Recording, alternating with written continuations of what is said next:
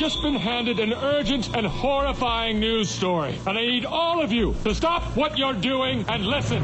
Hey, it's Opie and Anthony, and we're back live in New York. Pay attention, they spark controversy. Fuck you! Being able to do the show we want to do. Hold on tight, kid. Jesus fucking Christ! One of the biggest fines in FCC history is slapped against Opie and Anthony. You got a couple of great guys over there. Opie and Anthony have cost their bosses a lot of money. Yay, Ben! Hold a sex stunt at St. Patrick's Cathedral back in 2002. We've learned our lesson, right? Yeah, we have. We've learned our lesson. We're reckless, arrogant, stupid dicks. I would like to extend to you an invitation to the pants party. Get your cock out. You know the Holocaust? Uh-huh. Picture the exact opposite of that. Wow, that's really nice. That's just too good to be true for most people. Do you realize who you hired? Beautiful girls, violent. What kind of sick mind operates like that? The Opie and Anthony Show. But enough of this palaver. Let's get the show on the road. I know a thing or two about a thing or two. Liar, whore, and you know it.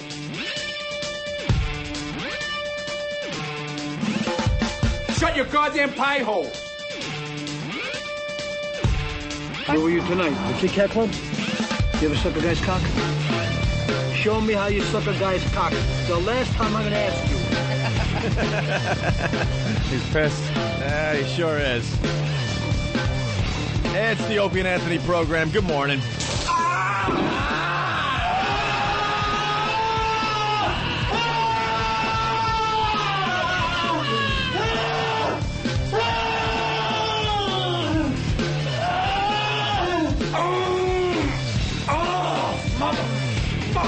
Boring.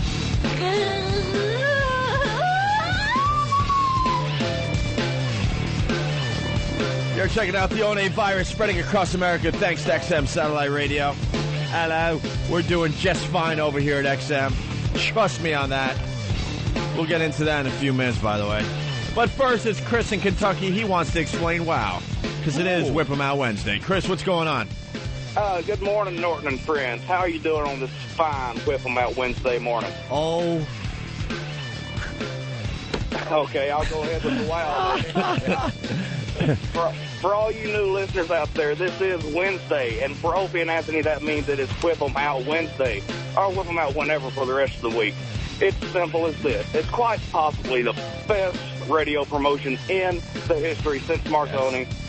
Simple, WOW, get a bumper sticker, go to opieandanthony.com, click the WOW sticker logo with a self-addressed out envelope. You can send to that address, get a WOW sticker sent to you, make one yourself, stick it on your window, write it down the dirt on your truck if you're a nasty fucker like me, and hopefully if the ladies are feeling like it, they'll show you those fun bags. Hey, that's not bad, Chris. Very good description. And we're looking for WOW sightings today, definitely. Well, I haven't seen any lately, but I'll let you know if I do. Y'all have a good one. I'm punching out. All right, thanks, Chris. Thank you.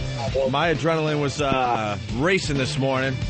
There is something that happens in New York City. I think we've explained this before. But early in the morning, man, there's like hundreds and hundreds of cabbies out there looking for fares. Yep. And usually I'm very careful. I go to the end of my block, and I raise my little hand, and a cab usually will come to a nice stop, and I get in, and we just take off toward the radio station, right? Yeah. But some mornings I'm not thinking, I'm not paying attention, and I just walk out there and raise my hand. So you got to raise your hand when only one cabbie's coming.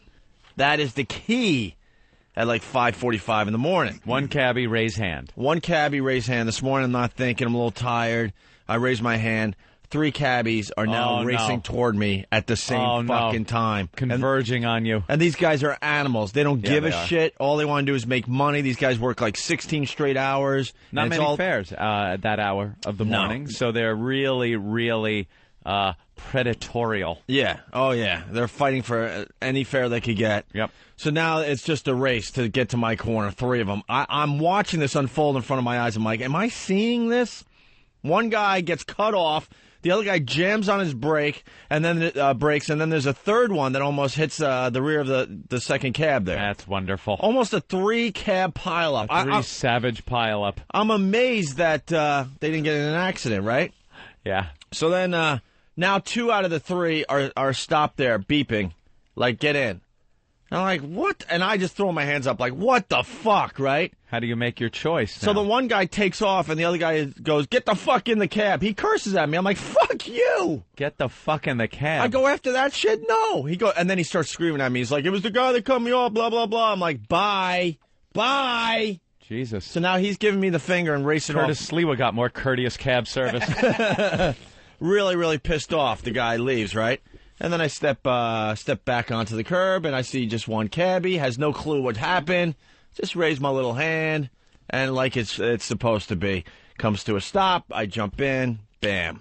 Good to go. Step on it. But what a way to start the morning. And this isn't the first time I've jumped out of the way of cabs. No, they're animals. Today I thought the cab was going to be on the sidewalk. That's how white you are? They're actually piling up to get a hold of you. Piling up, yes. Did you add in the fact that they passed 5 black people to get to you? Well, their hands raised in business suits. No, but see, Danny Glover was one of them. The key to getting a cab, though, is if you're going south, it's no problem. Yeah. You know, I'm heading in the right direction, trust me. What do you mean by the right direction? These cabbies are very, very relieved What do you mean by that? When they go south and they pick up a whitey. They don't want to go north. Yeah, they're kind of upper west side. No, it's a known fact. You don't want to go north if you're a cabbie. Do a little experiment. Mm-hmm. Go on a road that's going north. You don't see as many cabs as a road that's going south in Manhattan. They want to go south. That's the reality of what's going on in Manhattan. So I'm like, holy crap, what a way to start. And then I leave the building just to go get Starbucks, and cabs are stopping and beeping their horns, just thinking I'm a fare. I'm like, I'm just fucking trying to get coffee. Yeah. That's how desperate these guys are. It's so dangerous, you know? Every once in a while you see it in the Post or the Daily News. You'll see a cab, you know, through a storefront or knocks down a whole newsstand. Oh, yeah. That's fucking guys being aggressive trying to get fares. That's all that Competing with is. each other, yep. They're not drunk. They didn't, like, hit the gas by accident. No. They know exactly what they're doing. They're aggressively trying to get the fare over somebody else. And sometimes, oops. And they end up in a storefront every once in a while. We get like 4 or 5 of these a year easily in Manhattan. Well, I had a little adventure myself this morning. Pulled up in front of the building here. I could do every morning. Meeting Master Poe. Wonderful, our security guy, trained killer. And I get out of my vehicle, and there's Poe greeting me like he does every morning. And then I look across the street, kind of down the sidewalk, and this giant black gentleman is kind of coming towards us. And he kind of has an angry look on his face. I don't know what it is. He's like, he just didn't look like he was coming up to say good morning. Wasn't running or anything. It was a very consistent walk kind of towards us. Master Poe, what did you do now to protect me, your charge? Well, I grabbed you quickly, and I kind of tossed you inside, opened the door, and threw you inside. He opened the door and threw me through the door, like and then slammed the door shut. Like, you know how the door kind of slowly closes? Yeah. That wasn't fast enough for Poe. Threw me in, slammed the door shut, and immediately turned around and started walking towards the gentleman that was walking towards us. He's protecting you like a president. I love it. I love it. He was about 275 pounds, about 6'1", bald, black, and he didn't have a nice look on. Poe, I want to sing something to you. And I will always love you. Ooh. From My Bodyguard. Yeah. The Bodyguard. That's terrific. This doesn't mean I have to hug you, does it? No. Okay, no, I good. wouldn't appreciate that. Keep flinging me through doorways. That's fine. But so what finally happened with the bigger fellow? Yeah, what happened to him? Well, when I tossed you inside, oh, by the way, I'm sorry if I pushed you. Nah, that's fine. I'll take that over what could have happened any day. I turned around and I went back outside, and I looked at him, and he looked at me, and we took about 5 seconds looking at each other, and he turned around and walked away. I don't know what his shenanigans were. Where were you guys standing? Right in front of the building. And he was right walking at the front from, door. Oh, he was on the sidewalk. He was walking down 57th towards the building from west, coming east down the sidewalk. So I was like, oh, this is great. This caught my eye immediately, and Poe's. You know, it was one of those situations where you're like, all right, probably nothing but You never know. You never know. So, thank you, Poe. You don't want this happening to you. You're welcome, guys. Yeah, which way is north? Oh, well, let me see. It's right. Oh, it's just coming around. Wait, hello? What? Why's my family all around? Christmas? Did Christmas just pass? I was going to get a Valentine's Day card. What happened? What happened? Why is everybody making New Year's plans?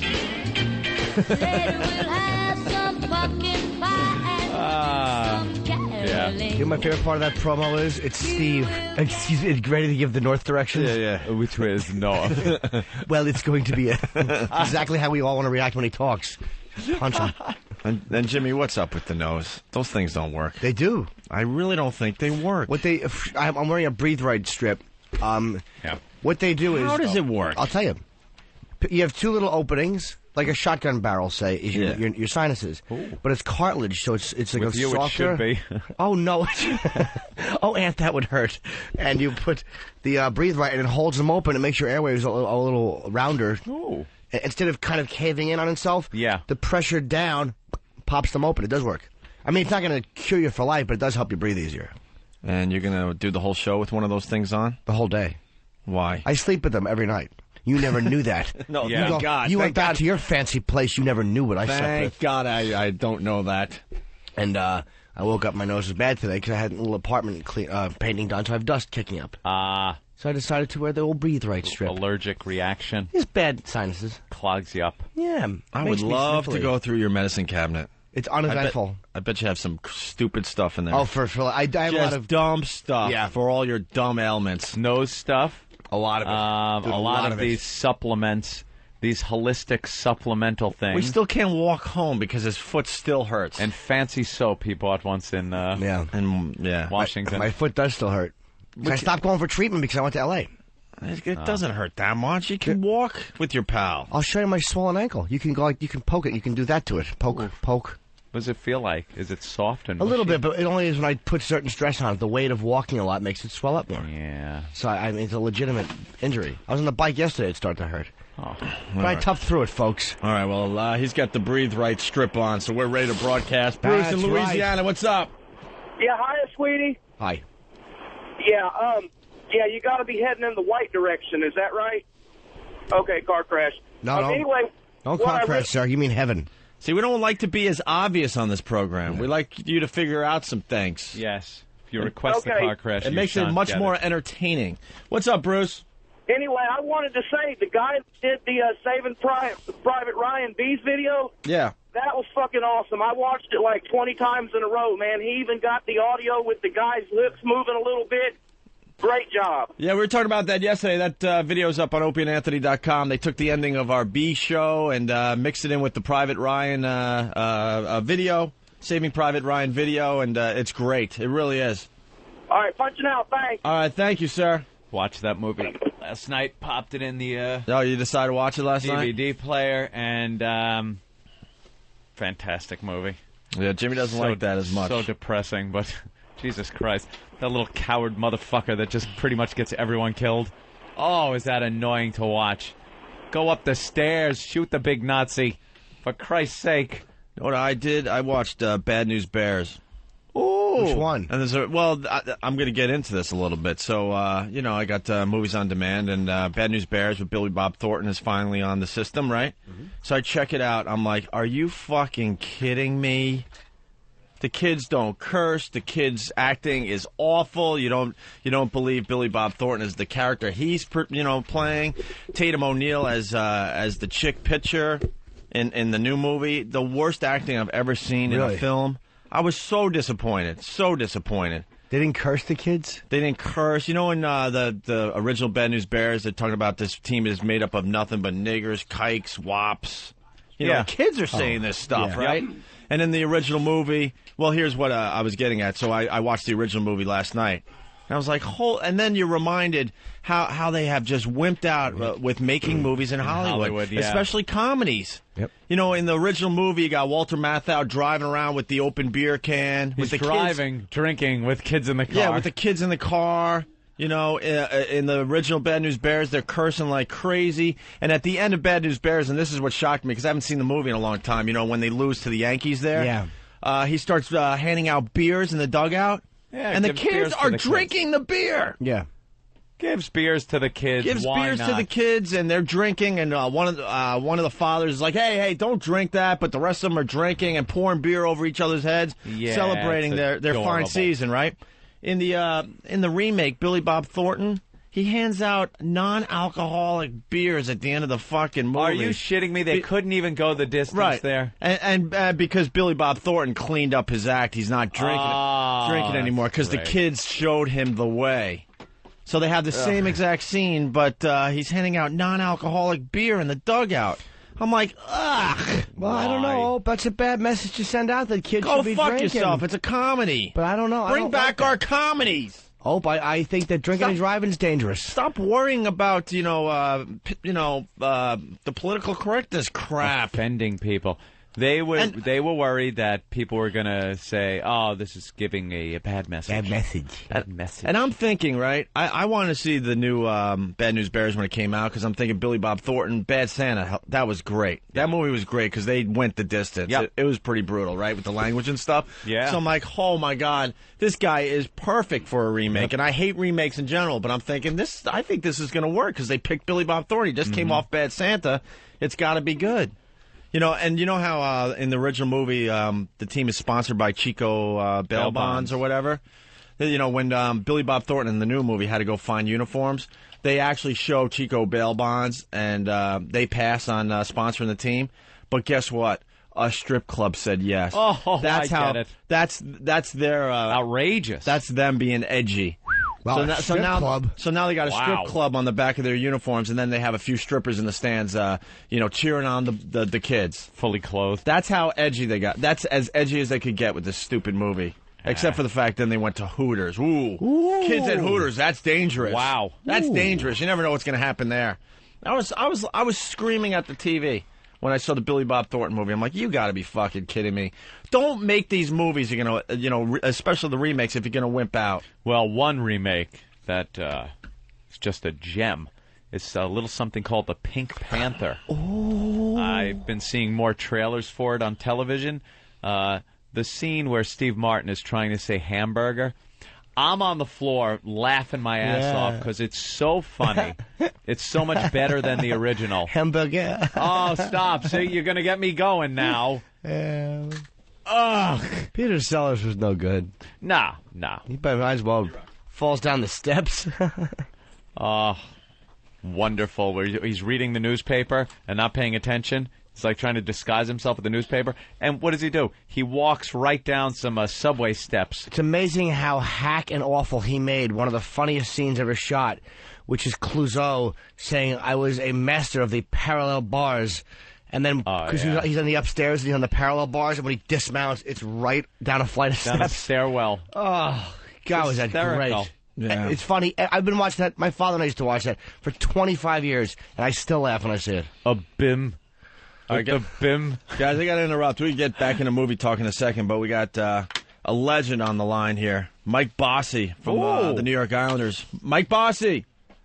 Hello, guys. How you doing? Good. It's a pleasure to talk to you. I'm a huge Islander fan. Well, I wouldn't have thought otherwise. You have good taste. Thank you, sir. Well, we've had a bad team for many years. We're hoping to turn it around, right? That's true too. You laugh at the New Islanders, I bet. Well, I'm not going to make any excuses for them and say that they're a great team and that they have been for the past. When did I retire? 87. So they've been struggling for like 19, 20 years now. They sure have. And I'm still supporting them. Why? I don't know. I just don't know. But we got you on the phone today because of this NHL scandal that's breaking today. It's I always look at and I was just talking about it 5 minutes ago on the Canadian side, and I may be a little naive in thinking that it's just a little bet here and there, but apparently it's a lot deeper than that, and I would imagine that you don't go accusing or arresting people for betting $20 or $30 on a sport. So it doesn't look very good, and but you know what, guys, it really doesn't surprise me. I mean, if you look at professional sports, you look at the money that these guys are making these days, and it's not. I mean, the gambling. I mean, they may have uncovered something with a bunch of guys now, but I mean, you look at all the other professional sports. There seems to be a scandal that breaks out every 2 or 3 months. Yeah, well, could you walk us through this? I don't really get it yet because I just started reading about it this morning. But basically, there's a gambling ring that started in Jersey. Well, I don't. Or is it going through Jersey and Wayne Gretzky's wife is involved? Like, I'm confused here. And they're saying that he didn't They didn't bet on hockey games, but they bet on football and baseball games. A lot of college games. It sort of sounds like there's a lot more to be uncovered, and I don't really know that much more than you guys. Only that an assistant coach of a professional hockey team is involved, and the coach's wife is involved. And I guess the funniest thing that I've heard since yesterday was when Wayne Gretzky was interviewed. He says I don't know. He says you'll have to ask my wife about that. When you don't know what your wife is doing, I mean, it's a pretty strange answer to give. Why is Wayne Gretzky's wife betting? Involved in some kind of betting ring. I mean, that just sounds like it has to be just some kind of problem because I don't, or boredom, I guess. Well, you never know. Like I said, well, he is in Phoenix, and I think she is in Los Angeles still, or out in California. So, I guess in the next couple of days we'll hear a lot more. And I mean, I just hope for the National Hockey League's sake that it's not as bad as it looks on the surface, because the league has just come back from a lockout. They've changed a lot of rules. They've changed their image, and the league is looking good now. And this is absolutely an enormous black mark on the league as of this morning, anyway. Yeah, it's a developing story. What do you think of the new rules in the NHL? I love the new rules. I love the fact that the players are able to be a lot more creative on the ice. I love the skating that we see. The shootout I think is great. There's some great young players in the league this year with Ovechkin in Washington and Crosby in New York. Pittsburgh. Yeah, sorry. And Kovalchuk in Atlanta. I mean, those are great young players who are exciting the fans, and they're letting them excite the fans because they're letting them play hockey, and I think that's what's the most important thing. I love the shootout. I'm a season ticket holder, and it always sucked when you went to a game and it ended in like a 3-3 tie. You felt like you got nothing from the game in a way.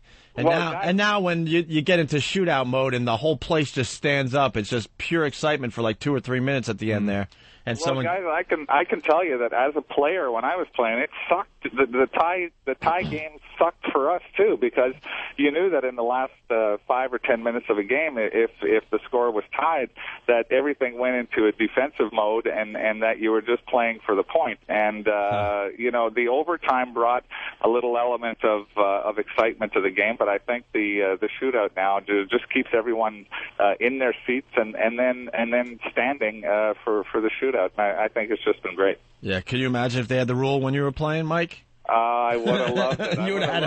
I would have loved these rules when I was playing. You would have had a minimum of another 10 goals a season. Well, hey, this guy was great on the breakaway. People have been saying that to me, and I say to them, listen, I had an average of 57 goals a year. How many do you want me to score? I couldn't be too greedy, Yeah, there you go. Well, I hear that we only have a few minutes with you. I didn't even know you were on XM. I'm going to check you out. Well, that's good, and I'll check you guys out too. I heard you guys are pretty. I won't. Go ahead. Be honest. Go ahead. What have you heard about the Opie and Anthony show, Mike Bossy? The name Howard Stern came into the same conversation as talking about your guys' show. Well, honestly, I think we're a better show, but hey, I wouldn't be surprised at all because he used to be in Montreal and they gassed him in Montreal. So no, I'll have to listen to you guys. I love to laugh. I love to laugh. All right, you should call back in a few weeks and give your review. Yeah. Okay. Sounds good. Mike, guys. where can we listen to you? XM, and you know what? I don't even know XM 204, Home Ice? That's right, exactly, absolutely. Thanks for bailing me out, guys. And what, you're on every morning at 6 a.m.? Every morning at 7:10 to 7:20. Oh, wow. That's a tough gig. Where do I get that gig? 10 minutes a day? Well, I get paid for 10 minutes a day, too, huh? That's Don't wonderful. forget that. Yeah, all right. Good point. All right, Mike, thank you so much. You're very welcome. I'll talk to you guys again. All right, Mike Bossy, everyone. Bye-bye. Wow. That's very cool. Well, yeah, he seemed to hint, if I may now disseminate his little conversation. This is going to be a huge seemed story. To hint that this scratched the surface. Yeah. Could be some more people involved. Could be a little more deep-reaching, which would be a blow to the NHL. Again, coming off the heels of the lockout. When you got somebody like the Great One. Gretzky's wife is going to get Gretzky in of so separation, much trouble. Right, from the Great One. To tarnish that record with some kind of scandal like this, some post-career scandal, is just, you'd have to smack that bitch in the face. This is going to be very interesting. Rapper. Well, maybe he was placing bets through her. You never know if he's directly involved like that. But that just means they have a gambling problem, because I can't imagine they need money. I don't know if they were doing so much gambling as they were the bookmaker in the whole thing. That seems to be where this was coming from. Like, people were placing bets through them. I'm starting to think Mrs. Gretzky's a shady character. Involved. There are some allegations being made that there were some mob ties in Jersey. Guy Tony Soprano, I think his name is. So, it's a developing story. All right, here's the story as reported on the news this morning. And game over for a gambling ring allegedly linked to the mob in South Jersey and Philadelphia. Former NHL star Rick Tocchet is accused of financing the multi-million-dollar ring. He is now an assistant coach with the Phoenix Coyotes. Investigators say most of the betting was on football and basketball at the college level. About a half dozen former and current hockey players allegedly placed bets, along with the wife of superstar Wayne Gretzky. I don't know. I mean, you'd have to ask her that. It's not a hockey-related issue. It's a football thing. And, to this time, I can't really comment on anything further. Investigators say Tocchet organized the ring with the help of New Jersey State Trooper James Harney. Harney allegedly took bets while he was on patrol. And Gretzky's going, you're going to have to ask her about that? Yeah. I don't even know the bitch. Yeah. That's what Who? What? Who is she? Why? Look, man, she's an alcoholic, all right? I don't know. I saw her in a couple of movies. That's a joke, by the way. We have no idea. But I don't know. There's some shit that's going to come out in the coming days. And the newscasters have to all, hockey players netted in this sting operation. They're going to be slap-shotted with some charges. I'm sure they got to throw the hockey analogies in there. Just awful. Wayne Gretzky looking for a stick save. A stick save on this one. Are they going to have to put their futures on ice? Yuck. I bet they wish the Zamboni could come in and clean up this mess. Will Wayne Gretzky be going to the penalty box? Wayne Gretzky. Oh. Wayne Gretzky says, "Go puck your mother." The Breathe Right strip. I couldn't help it. Gretzky. I was stuffed. Any more? I don't think they'll be skating this one. Or is Wayne Gretzky skating on thin ice? Oh, hey! Tune in at 11. I'm still in the game. Come on. Wayne would let his wife do anything so he could get to her penalty box.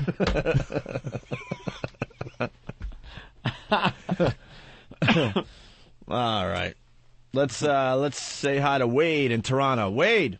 How you doing, guys? Are you listening on XM Canada or still illegally? man. Nice. I'm afraid to switch her over. I might lose it. Nice. Something as legal as listening in Canada without a Canadian subscription. Okay, Pookie, turn on the XM. What's up, Wayne? I watched it last night and seeing Rick Tockett's face, and then to see Wayne Gretzky. Man, you know there's some shit going down. Yeah, it's more deep reaching than they're getting at right now. You know it. That's just it, man. Like, to see their looks, you know that there's something else.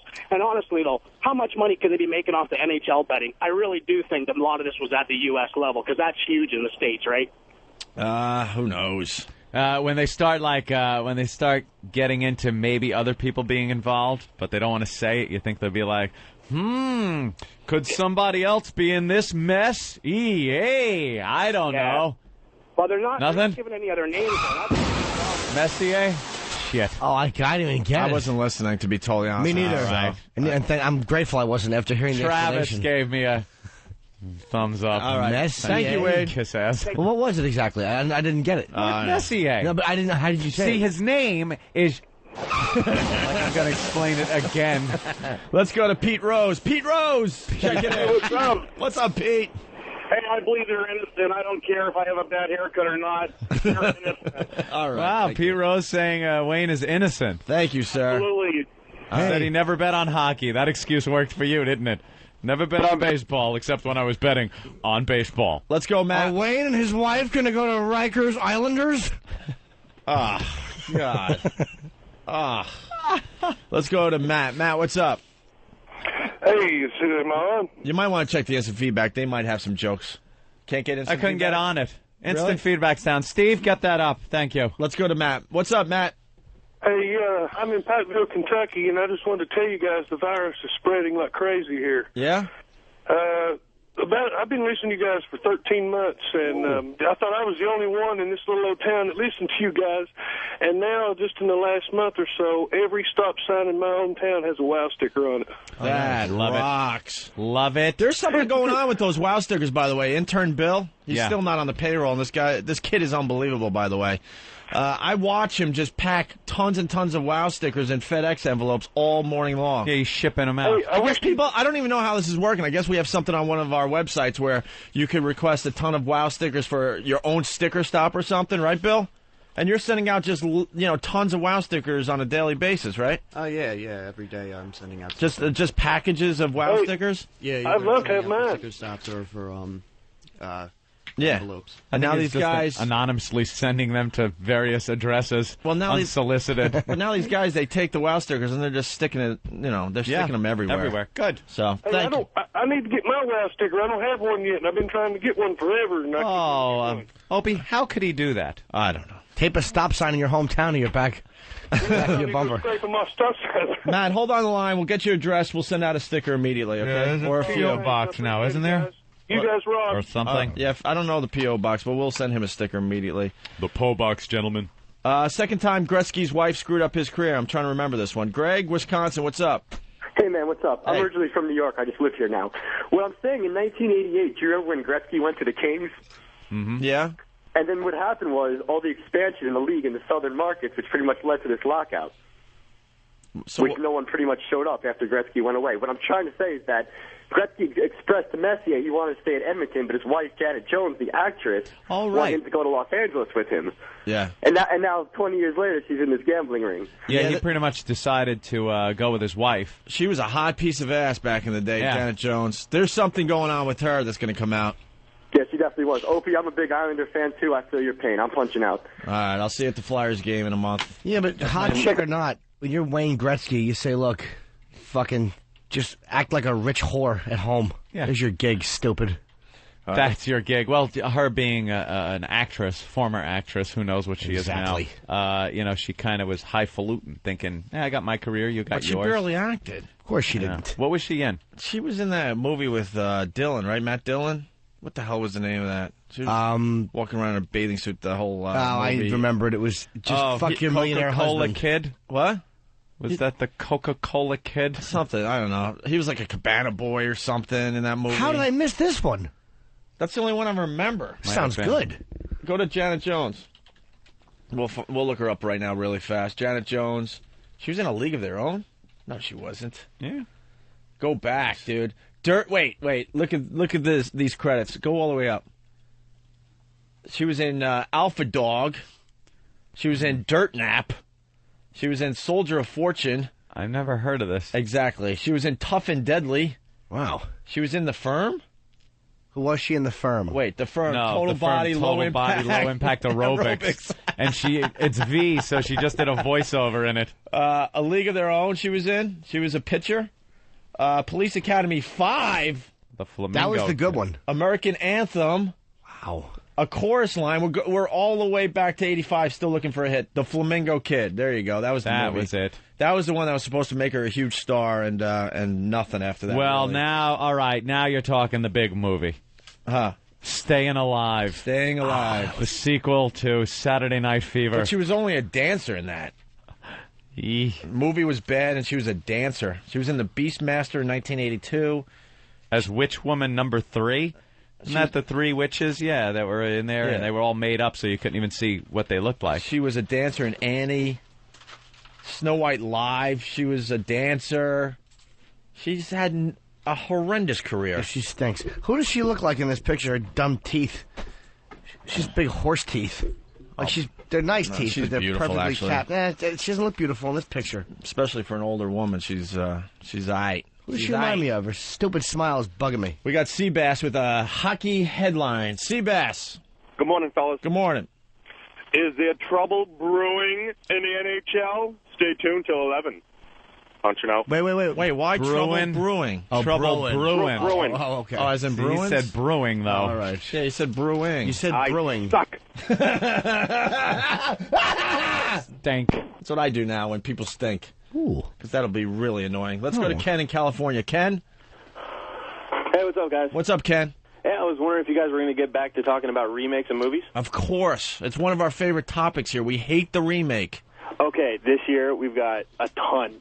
All right, we got Poseidon Adventure. They're remaking that. You know, all right. Didn't they just do a TV Yes, movie? they did. There was two versions of the movie that came out. One for TV, and now there's going to be a one for theaters. But it's only called Poseidon. Yeah, why do they do that? Yeah. No adventure there. But it's directed by Wolfgang Peterson, and he's done a lot of good stuff. Someone pointed out, maybe not even you actually, that maybe they do Poseidon just so people know which one. Like they know it's a remake. Like if you're talking about it, they just say they mean the new one. Yeah. Well, That's the only reason I can the guess. Willy Wonka movie they changed to Why, for Charlie that and reason? Charlie and the Chocolate Factory. Yeah. But it's the same movie. Good answer, Jim. Good answer. Does someone really know the answer to that? Because they are changing the names of That's what the somebody said to me, remakes. so you know which one you're talking about. Like, so you know immediately you associate with the new one. Now, I don't know if it holds up to the test of time, as we like to say, but I loved the Poseidon Adventure when I was growing up. It kind of doesn't hold up. Oh, you saw it? Yeah, I saw it pretty recently, within the last year. The special effects aren't very special. Oh, really? Yeah, kind of looks silly. No, what's really bad is the special effects in the original beat the television version that just came out. Yeah, they just can't afford what it is. You just can't afford to pour money into special effects on a television show. Wait, did you ever see the 20-year Poseidon Adventure years later? They did a sequel to it. Oh, yeah. Where Christopher Lee starred in it, and they were living, like a lot of them were living in the boat under the ocean. And like, I don't know how they had oxygen and food. Oh, it was squatting. Are you kidding? No, it was awful. Like they had an oxygen supply somehow. Staying there like Katrina survivors in New York hotels. And they were living... Bastards, get out. Oh, okay. In the never mind. Poseidon. I was going to say they were living there 20 years later, but it was the movie came out 20 years later, but it picked up. Yeah, but from, it picked up. Right, Or maybe right, not 20 years later. It came out a few years But later. I understand. Yeah. Well, I got to tell you, Poseidon Adventure. I'm looking forward to seeing that. Yeah, it looks like it could be good. Also, you have you guys ever see The Hills Have Eyes? Yes, with Wes Craven film. Yeah, they're remaking it, and apparently the version that they've been showing people is so violent, this might end up NC-17. That was the first rated R film I ever saw, The Hills Have Eyes. Really? On Yeah, WHT people are- Wemeko. It scared the shit out of me. My The buddy movie Bill network. D'Angelo, his father had Wemeko, so I went to his house and watched it. Yeah. And I was apparently nervous. people are vomiting during screenings and everything. It looks like it's going to be completely insane. Has anyone seen the remake that just came out? That horror film, he's calling from in the house. Oh, When a Stranger When Calls. a Stranger calls. It whole- did why well at the remake box it? office. But the whole movie leads up to that one thing. I know. He's called from in the house, all right? It was really a bad movie. Yeah, one of my friends ended up seeing it and said for a movie that has no blood, hardly any violence or any swearing, it's okay. It's one of those creepy movies. Yeah, but we know he's calling from upstairs. Now what? Have you checked the Yeah, pretty children? much. No, They sir, gave you're away up there. a I haven't. trailer. Yeah, I did. Okay, we'll be home about 10. Right. And that was the big surprise in the original movie that, he's calling from in the house. Now Yeah. you know that's what this movie's all The about. call's coming from inside the house. Get out of the house. And that was scary. That was scary at the time. And then she flings the door open to leave the house, and who was standing there? The cop. Yeah. What's his name? The I don't fat know. guy that always played a cop. I don't know. Fat cop guy. God damn it. It was fat cop guy. Now I gotta go. Oh, I was so scared when I saw it when I was a kid. I was so scared I dropped my daiquiri. Speaking about another remake, I also tried The Longest Yard. The Charles Durning. The new one. And? I couldn't last more than 10 minutes. Really? That movie is so fucking bad. Retarded. I started getting really, really pissed off. Yeah. Yeah, that might And then be I one went of the worst and then I went and watched the original and said, okay, all is good with the world. Yeah.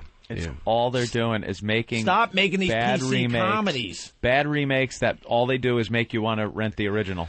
Here's another good remake that might come out. Michael Mann is directing Miami Vice. Oh, who's slated? You got Colin Farrell as Sonny Crockett. Oh, that's right. I saw the. And then you got Jamie Foxx as Tough. Yeah. Oh God, Jamie Foxx. Get the fuck out of show business. He's a good actor. Shut up. I hate Jamie Foxx. No. He's like a triple threat. He's good. He's a singer, an actor. He put out a friggin' album. It went gold immediately. Oh, everyone loves Jamie Foxx. All right. Not me. He's a good actor. Is that it, No. Ken? Also, I mean, if you guys want to also talk about sequels you got coming out this year, you got a lot of sequels. Okay. What do we got? got? Superman Returns. Oh, yeah, that looks good. Bryan Singer's picking it up. He dropped X-Men, went over to that. It looks like it could be good. I mean, Superman looks a little funky. The costume's a little different. Well, look what they did with Batman when they finally, made another one of those. They went completely different with that movie, made it so dark. I love the Batman movie that came out last year. Yeah, Batman, but, I mean, Warner Brothers was really hyped that they actually had a decent comic book movie for the first time in maybe 20 years. Right. And now they're saying Superman is going to be their new flagship comic book hero. It's going to make the Batman movie look like crap. It's going to be amazing. They built a huge flying rig, so they're not doing all CGI. They made a giant flying rig where they strap him in. He can go in any direction, so they're going to be doing amazing wire work, and it could be the best comic book movie ever. I just hate the Batman franchise because they got so many different guys. You just disconnected from it. You don't give a shit. It's just stupid. Well, they started over, though. It's all started over. Yeah, Batman started over, and it has potential now. Yeah, it's really good. Did you see the? No, I haven't seen it. It was really good. really good. With Christian Bale? Yep. He was great. He played Batman? Yeah, he was great. And Liam Neeson was great in that movie. That whole movie was great. Also, you got X-Men 3's coming out this year. Well, I like the X-Men and franchise. it's being called The Last Stand. It's being directed by Brett Ratner. Mm-hmm. And it looks like... Hey, Rat, you're directing a movie. How's this guy know so much about movies? Yeah, how do you know? You work in the business or something? I'm a huge fan, especially with comic book movies. I mean, that's my whole thing. I make short films, and I've just been a huge fan. I keep up on everything. Didn't the Hulk stink? The Hulk, I liked it. What the problem with the Hulk was you had a really great comic book, and it would never transfer over to film well, really. And Ang Lee, It could have transferred. Brokeback Mountain, Right. and he directed Hulk. You know, he It could have transferred over, though. They just made the character look ridiculous. Yeah, it was too cartoony. It was looking. too cartoony. Like, keep it more, human-like. Yeah, well, that's how he's been looking in the comic books for a while, for the past, 10 years. So they went with the comic book angle, Yeah, they went basically. with the, I like the Lou running 50 Ferrigno miles an version. hour. Yeah, that's what I was thinking. You take the Lou Ferrigno Get version. Lou Ferrigno. Jazz that up a little bit. I think you would have had a hit. A nice green and bad hearing. Huh? Lou Ferrigno, he was in the remake. He played security guard. Yeah, I hear that. Yeah, but He this new doesn't. X-Men movie looks really good. It looks like it's going to be dark, and it might be the end of the franchise, honestly. Yeah? It looks like it's called The Last Stand officially. Right. Yeah, it's just And trying to rope it you in. looks like some characters are getting killed off. You got Jean Grey coming back as Dark Phoenix. Uh-huh. So that's going to be really awesome. You got, the entire cast is back. You got some really cool characters. You know Vinnie Jones? Wow, this he guy plays a is- mute guy. You in know your 60 shit. Seconds. He's Okay. playing Juggernaut. And he's wearing fake rubber arms. Right. So that he looks enormous. He looks like Popeye in the Robin Williams film. Just huge. Hey, Ken, they're remaking The Warriors, right? I've heard about that for a long time, and there's nothing confirmed. That could I be mean, interesting. Now that they just released a DVD, Right. a lot of people are going to that, and they're becoming. You got a lot of new fans, especially there's also a video game out. Yeah, I know, yeah. So a lot of people are fans of that, and I don't know if they're going to want to mess with how big of a cult following it's getting even now. All right. Hey, Ken, one last question. You're really good. We want you to call the show from time to time. Yeah, I've been writing you guys emails. I mean, anytime you want me to call in. You're definitely an expert. What's the best movie you've seen in the last year? Best movie I've seen in the last year? Oh, man. Bro. No, it's not Brokeback Mountain. King Kong? That was my favorite. King Kong, honestly, was really good, but I'm going to have to say, honestly, probably actually Batman Begins. I'm really upset that it didn't even get nominated for Best Picture just because it's a comic book movie. Even if you're not a comic book that fan, ain't going to it would blow happen. you away. Did you see A History of Violence? I love The History of Violence, and it is a comic book movie, but it didn't get nominated for Best That was my favorite movie of the last year. It was. I loved how brutally honest it was with the violence, just not cutting away some of the best deaths ever. And William Hurt got nominated. I think he might just pull it off. He was unbelievable in that movie. You know, another movie that was really good was Crash, and it deserves a shot, but I just think it's going to fall behind Brokeback Mountain, which, you know, is only really going to win because it's... Well, Hollywood loves that's those gay. movies that have courage and... Yeah, you know. it's not really. I mean, they've been doing that type of film all over Europe for forever. It's just America's behind the curve. Stupid Europe. Of course. Stupid You know. Europe. All right. Thank you, Ken. No problem. You were great. Hold on a minute, all right? Okay. We're going to get your info. Here's Ken right now. Mom! I knocked on the Lord. I have to do this now. He was well informed, though. He you know? was. Ted in New Orleans, what's up? Morning, guys. Hey. Just real quick, and I'll let you go. The Charlie and the Chocolate Factory, the new one that they made, Tim Burton had never seen the original. He was just going off of the original screenplay. That's why a lot of things were different. Like, and I got to reach because it's been a while since I've seen the first one. I think in the first one they had like geese or something in it, but in this one they had squirrels. That's kind of like what the original screenplay was like. So I guess, I mean, if you want to get technical on it, it was more true to form. I don't know. I guess it just depends on which one you like better. It but doesn't make sense they changed the name of the movie. That's all. And, actually, they didn't change it. That was the original. oh, I see what you're saying. Okay. So All right. I got you. something. Yeah. All right, guys. Punch it out. You know what I hate about Willy Wonka, the remake, whatever? The Oompa Loompas were the same guy. Yeah. I didn't like the Oompa Loompas at all. I thought they had some fun rhymes. Oh. You don't like them in the original or the new? Or the new one. It's creepy little Doopity-doo. Creepy They have little riddles. things. You just don't like it because you're not good at riddles. That's what it is. Give us a Jimmy. riddle if you're so good.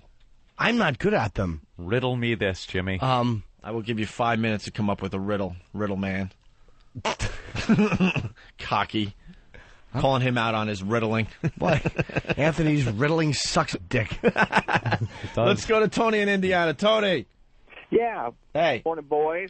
I just was calling to report a wow that I actually saw yesterday afternoon here in the heartland of Indiana. And you have a wow sticker or? Got a wow sticker. Got it from a friend. We both listened to the show, and we thought we were kind of like the only two. But I was in the straight lane, and I had a car pull up on the left turning lane, and there was left a car length ahead of him. I was wondering what the deal was. Looked over, lovely young lady, pulled up her shirt and whipped out her lovely young boobies. Not the most exciting phone call, but what we get out of the phone call is that this wow thing really does work. It happens out there. Make sure you get your wow stickers. The address is up on opieandanthony.com, okay? Exactly. Yeah, we'll do the Lazlo movie trailer to break. That's a very good idea. And Jimmy has a... I have a riddle. You wrote it already? Yes, of course I did. I'm the riddle master. That's why I was laughing through Tony's phone call, because I saw you pick up your good. pencil and paper. I'm a riddling goose. All right, Jim Norton has a riddle, everyone. If two men die, one is 32, one is 37, neither having had been dead before, which one will make it to heaven? Is that a riddle? Yes, it is. Oh, yeah, I guess it is. Neither. They're both faggots and will burn in hell. Wrong. No. I can't even guess. Okay. Trying. You know what? We'll open it up to the listeners after the break. How's that? All right. We'll try to figure out the answer to Jim Norton's riddle. And I know it's ridiculous. It's not. Could one of the listeners get the answer? Yeah, of course. Yeah, all right. Why don't you put on a Think Right strip? What? That's where it kind of pulls your skull down and tape it to my ears. Over your head. I could really think. I can't, Ann. I look like I have the mumps. Clear the line, Travis. Clear the lines. People are going to guess at Jim Norton's riddle. Jesus. And also, after the break, we give... him dressing hey, for the King gig. of the Hill character. After the break, we got to give props to an O&A pass. We'll continue in just a bit.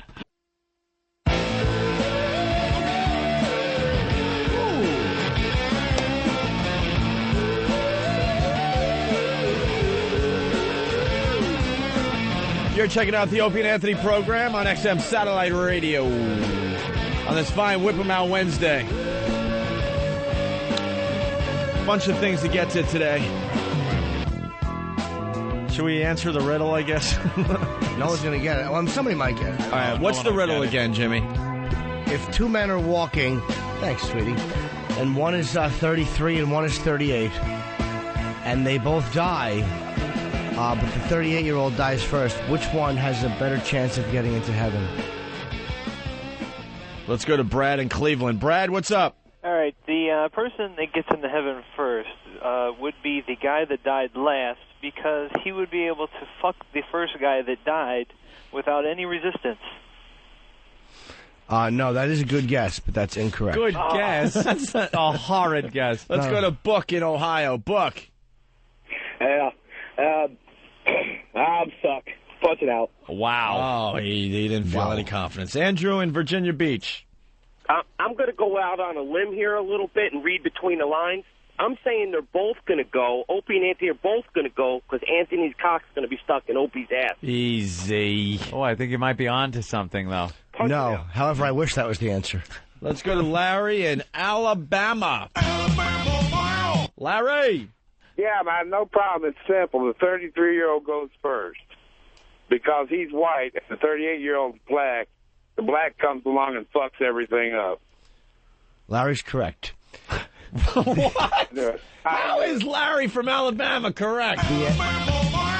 The answer was the white one. He's correct. The white one. You got to get in that Jim Norton kind of mind, that's all. No, he got into Alabama's mind. Good boy, Larry. You got it. I even wrote this and circled it so you'd know. W. Wow. But it was obvious, but apparently only to Larry and me. Good boy, Larry. Good boy. See you at the meeting. See you at the meeting. I was about The to say mindset that. of the Alabama man. All right. I'm a good riddle writer, though. Let's move on to other things. I guess we got to give one of our pests some props today. Why? Why not? Oh. The O&A pests are fighting our battle every minute of every day. It is a battle. And it's a thankless job sometimes. Mm-hmm. There are pests, it gets back to me, that are defending us on all sorts of sites, defending us with the newspapers. When we're done wrong by a TV station, they're flooding the TV station with their opinions and defending us. Camera. They're just defending us all the time. Yep. And a lot of times it goes unnoticed. It really does. But we want to thank you guys. Yes. They're fighting battles on message boards we don't even know about. Because people don't give the show its due. No, not at all. They try to rewrite history. Right. And the pests are out there keeping the record straight. So we want to thank a guy named Tom Ferreira. Ferreira, an O&A pest. He's from North Conway, New Hampshire. Ooh. He has an email address. Well, it's in the magazine. Yeah, that's true. If you want to thank Tom for the fine job he did defending this program, it's workjob3, job with 2 B's, at hotmail.com. Be very nice to this guy because he's an O&A pest, and he got the job done, certainly. And I know there's a lot of you guys out there fighting the battle every day. Thank you for that as well, okay? Yes. It's a letter to the editor in Entertainment Weekly, Anthony. Mm-hmm. And it's under the title Stern Warning. I guess Entertainment Weekly was ranting and raving how Howard was doing a pretty good job in the first few weeks of his show at the Little Doggy Company, okay? Well, at least someone was listening. And they were pointing out some of the fine bits he's done so far. Mm-hmm. And Tom set Entertainment Weekly straight. Tom writes, letter to the editor here in the mail section, I guess, in the latest issue of Entertainment Weekly. Stern warning. I find it interesting that you chose to give Howard Stern an A for his new stint on Sirius News and Notes, including his use of the Pat O'Brien tape. What you failed to mention is that Opie and Anthony on XM have been doing satellite radio for nearly a year and a half and did a similar thing with the O'Brien tapes several months ago. O&A are the true pioneers of the medium, consistently coming up with a hilarious original show. Give credit where it's due and put that overpaid, overrated hack in his rightful place. There you go. A nice letter to the editor. And we did do a much better job with the Pat O'Brien tapes. Not Our only listeners that, did a much better job with the Pat O'Brien tapes doing their remixes. And a lot of the remixes that the listeners did for this program that we did, 8 months ago easily? Maybe longer at this point? Ended up on his show in the exact form that were sent in to our show. Well, here's the deal with the Pat O'Brien tapes. We were playing them before we even were sure it was Pat O'Brien. Yep. Remember, Steve got a hold of them from someone before they were really even online. And we were playing them going, supposedly, this is Pat O'Brien. And we had them, days after I think they came out. It was a funny one. Someone did Pat O'Brien calling Terry Schiavo. Yeah, can we get that? She was just going, that one's great. Can we get that one? So here's a pest that got some huge exposure for the show in Entertainment Weekly, and I thank Tom today. It's a great letter to the editor, setting them straight. Good job. Here's the one Jimmy's talking about, the Pat O'Brien, Terry Schiavo remix. Listen to this.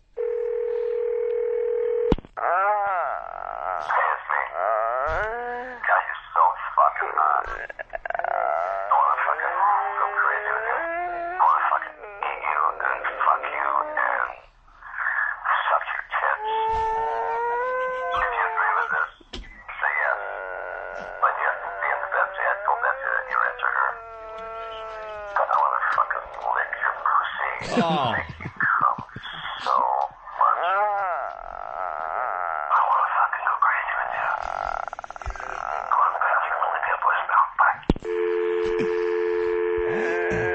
Oh, that's right. You couldn't hang the phone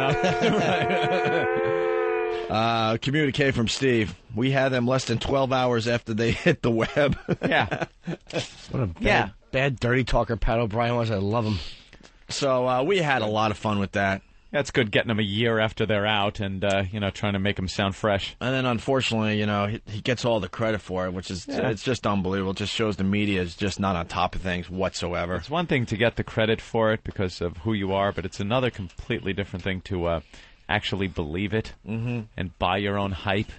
So I guess the letter to the editor in Entertainment Weekly, the latest issue, really got under good old Howie's skin. I got to him a little bit. Good old Howie's skin. Here we go again, ladies and gentlemen. We will be spending the next 10 minutes trashing Howard Stern. Here it is. Go to Top Tracks if you don't want to hear this.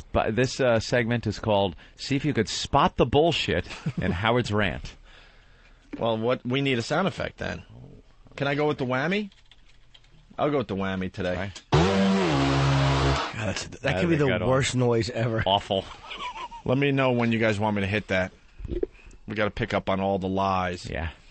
Howard Stern from yesterday. Let's go to Paul. Paul from Rhode Island. Hit it. Yeah. By the way, little trick. Mm-hmm. We're going to tear down the fifth wall today. The 10th wall. Well, it's the fifth wall Very today. big room.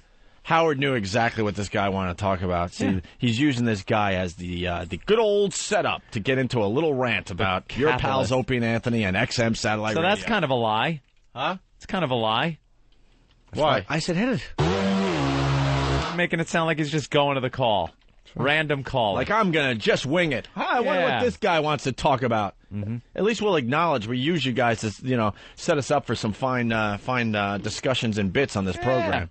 But listen how he goes, let's go to, Paul. Let's see what he's talking about. Great acting, Howard. No wonder Hollywood doesn't want you. Let's go to Paul. Paul from Rhode Island. Hey, Howard. Hey, brother. Hey, you guys are great. I just want to let you know. I was just going to be pointing out Howard's lies, but the listener, too. Yeah, let's hit the whammy on all lies, okay? You know what? This might take more than 10 minutes. You got to think actual time, though, here. And then we'll figure out the percentage of how long we actually spent talking about Howard today, because they will point out that that's all we do. Right. Is talk about him. So we'll even do the math for you. So someone's on the clock. How many total minutes we spent talking about Howard today? Here we go. Do you have a sound effect, too, over there? Oh, you got your own? All right. Mine. And, Jimmy, you don't have one. I want a whammy. Let's go to Paul. Paul from Rhode Island. Hey, Howard. Hey, brother. Hey, you guys are great. All right, that's one. I just want to let you know, in Entertainment Weekly's Oscar edition of their magazine this week, they printed some blurb about some show they have on XM calling you a hack and saying they had the what's his name from the Extra show, the guy with the answering machine. At this point, Howie's like really frustrated that the guy couldn't just spit it out so he could get into his stupid rant. Yeah, I was actually going to give the caller correct. Why? Because we did have it. Huh? Because we did have the tape. But I felt it was a lie that he said some show on XM that he didn't know you. But then again, maybe he didn't know you because he didn't even know. No, the caller knows the show. Howard knows the show. It wasn't us. It was a listener that called him a hack in this letter to, Entertainment Weekly. Can I be the whammy counter? Can I keep count, Ope? No. But I want to keep count. Nothing. No, you're irresponsible. You just sit there with your breathe right strip and shut up. I can't breathe. You look ridiculous. They said you were a hack, and there's some show on XM that's had it all before you. They did parodies of it before you. Oh, probably Opie and Anthony, who are dead. Oh, probably Opie and Anthony. Probably Opie and Anthony. Like, Howard didn't have this right in front of him. Like, Baba fucking Booey didn't say, Howard, you're mentioned in Entertainment Weekly. Here it is. Yeah. That's what a producer does. I didn't even know that we were in Entertainment Weekly. Someone had to hand this over to me and go, guess what? You guys made Entertainment Weekly. It was a really good letter to the editor. So he's bullshitting right there by going, oh, probably Opie and Anthony. No, maybe he knows it's Opie and Anthony. It was handed to him. Maybe he thought it was XM Kids. Bob Edwards did something on it. Yeah, Bob Probably Edwards. Opie and Anthony. No, he knows it was Opie and Anthony. No one else on XM was playing those tapes. Right, he read the fucking letter before he went to this fucking call. Before you. No, probably Opie and Anthony, who are desperately trying to get something going. Oh, listen, I wouldn't be surprised. Desperately trying to get something going. We're doing our radio show. We're doing just fine. And I guess part of this is hoping that it grows and gets bigger. Hey, we're proven successful on satellite radio. We're proven successful. We've been here almost a year and a half. We hate to admit this, but because we fucked up so bad, we only have a year-to-year contract. Yeah. So if we were sucking so bad, they would have got rid of us already. That is a fact. Yep. They could, in a few more months, they could decide if they're going to pick up the third year. So we'll see if we're still sucking 3 months from now, 4 months from now, okay? Mm-hmm. That, we deal with facts in this show. We'll admit we fucked up so bad that the only contract they would give us is year to year. Yeah, we fucked up. They don't have enough faith in us to just say, yeah, we'll give you a solid 3 years no matter what. If you guys fuck up, we'll pay you out. No, we'll go year to year with you boys. That's what happened to us because we fucked up so bad. But we turned the screws on the next one. So, I think we're quite successful. They would not have picked up our contract for the second year that we're 3 or 4 months into already. I wouldn't be surprised. I mean, listen, XM's got to be reeling from what has occurred within the last couple of months. No, we're not, Howard. Reeling? Once again, we'll deal with facts. The Little Doggy Company had a great fourth quarter. Absolutely. Yeah. And with all the hype with Howard going to satellite radio, we knew they would have a great quarter. Mm-hmm. But guess what? XM also had a great quarter. Yep. We did just fine. Just fine. We made our numbers, and we did everything the company wanted to accomplish in the fourth quarter. Even with Howie over there. Even with Howie coming to satellite radio. And what's happening now? What happened? I'm hearing it's tailing off now. They had their big Christmas. They had the big Howard push.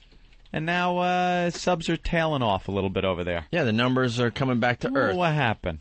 We figure we have to, deal with the Howard factor for the first quarter of 2006, and then it's going to be right back to where it was, and that's us completely kicking their ass. Months. Opie and Anthony are really nothing. They're but Howard Stern imitators and. Oh yeah, that old gag, Howie. We're nothing, but you know exactly who we are, right? Here's another. So I guess we did our job perfectly. Here's another fact: us playing you on this program is giving you more listeners than you playing you on Sirius. There you go. Here's another little-known fact: we have a bigger audience than Howard. Yeah. And we will always have a bigger audience than Howard. Facts. We're nothing. You lost well over 90% of your listeners. Mm-hmm. Over 90% of your listeners you lost. Didn't come over. Decided, I could live without this guy. When we started on XM, we had no listeners. We didn't go from a big platform. Listeners. We went from a platform of 0. So every day we do this radio show and it grows, we're a huge success. Right. A huge success. We were off the air for over 2 years. We had nothing. We had to start from ground zero. You went from a huge number of listeners to maybe, I don't even think it's 10% of his listeners came over. So who's a success, Howie? Who's a success? Who's desperate? Imitators and well, they really should shut up when they came to it. Yeah, they've done absolutely nothing to improve. Holy shit! Will you shut up, Hole? You haven't done shit on that show in 15 years. She's gonna say something. Just read the fucking news from your dunk booth. The greatest line Jay Moore ever came up with for this fine program. The satellite when they came to it. Yeah, they've done absolutely nothing to improve the fortunes of XM radio. Thank you. All right, listen. More bullshit. We're going to use Howard's math because Howard does this stupid math. He goes, all right, they had this many subscribers before I joined, and since I joined, they have this many, so I'm responsible for every single subscription that came in, right? That is absolutely the way he looks at it. That's the way I've seen it written. That's Howie's math. Yeah, Howie math. That's what Howie does, his own math equation. So we'll do the Howie math. Mm-hmm. When we joined XM, it was a little over 2 million subscribers. A little over 2 million subscribers. To date, we're over 6 million. So in a mere 16 months of broadcasting, we brought, you and I, Anthony, and little Jimmy Norton. Oh, it's all you two. I'm just along for the ride. Over 4 million subscribers. 4 million and subscribers. And we're responsible for every single one of them because that's how Howie does the math. We use Howie math. Who carried the 3, Robin? Shut up. And Robin, just shut your trap. You're the luckiest woman in broadcasting. You know it. Just read the AP copy from your dunk booth and shut the fuck up. XM radio. The only thing XM has going for it right now is General Motors. And General Motors, Sirius, lo and behold, now has a lot of cars signed up, and a lot of people who have XM in their cars are converting to Sirius, which is, by the way, a very easy conversion. It's about $100. That's not true either. Try to sell it. To this day, we still have more car makers. Try to sell the fact to yourself. He's trying to convince himself. Hey, a lot of people are converting. No, they're not, stupid. You buy a General Motors car, XM is in there. Factory installed, working beautifully, giving you all the variety of XM satellite radio and your pals O&A. And no one's converting over to that fucking behemoth awful units that they sell over there. No one's doing that. That's what you want to do. Buy a new Escalade with the friggin' XM installed right there in a beautiful unit on your dash, and then shove a goddamn cinder block with wires coming out of it on your console. They did have a good commercial during the Super Bowl, a big placement for Sirius when the Clydesdale is trying to pull it, and the other two are pushing it. You know, this is... I got to tell you something here, too. Remember when my car got broken in? Yeah. And they took my XM unit? Yes. There was a Sirius unit in my car on the dashboard, too. They didn't touch it. Not even the home. Know why they didn't touch it? The thing was so fucking big and clunky. They didn't know what to do with it. Thought it was a CB radio. They thought it was a CB radio going, what kind of street value does a CB radio have in this day and age? But they did take my my Sky-Fi. Yeah. They broke the passenger window, took my Sky-Fi, and they left the Sirius unit. They're fans of this show They're right now. sitting there like a big stupid car tumor. That's what a Sirius looks like. Car tumor. I love how he says, because XM's got nothing going for it except the GM thing. How about the portable units there, Howie? Yeah, we're gonna you keep trying to tell yourself that Sirius doesn't have a portable unit because XMs don't work. Yeah, tell yourself that. Tell your listeners. Maybe they'll buy that bit of bullshit, too. He's just a liar. He's been lying through his entire career. Fact of the matter is, XM, we have better satellite company that you can walk around with a little handheld portable unit and listen to live satellite broadcast of programming. That's right. And you cannot do that with anything Sirius has. That's right. And we have the lead with the car companies. Yeah. It's not even close. It's not even close. To sit there and make believe it's close on your show is just you're just lying. You're lying to yourself. You're lying to your fans. And why do you think that is?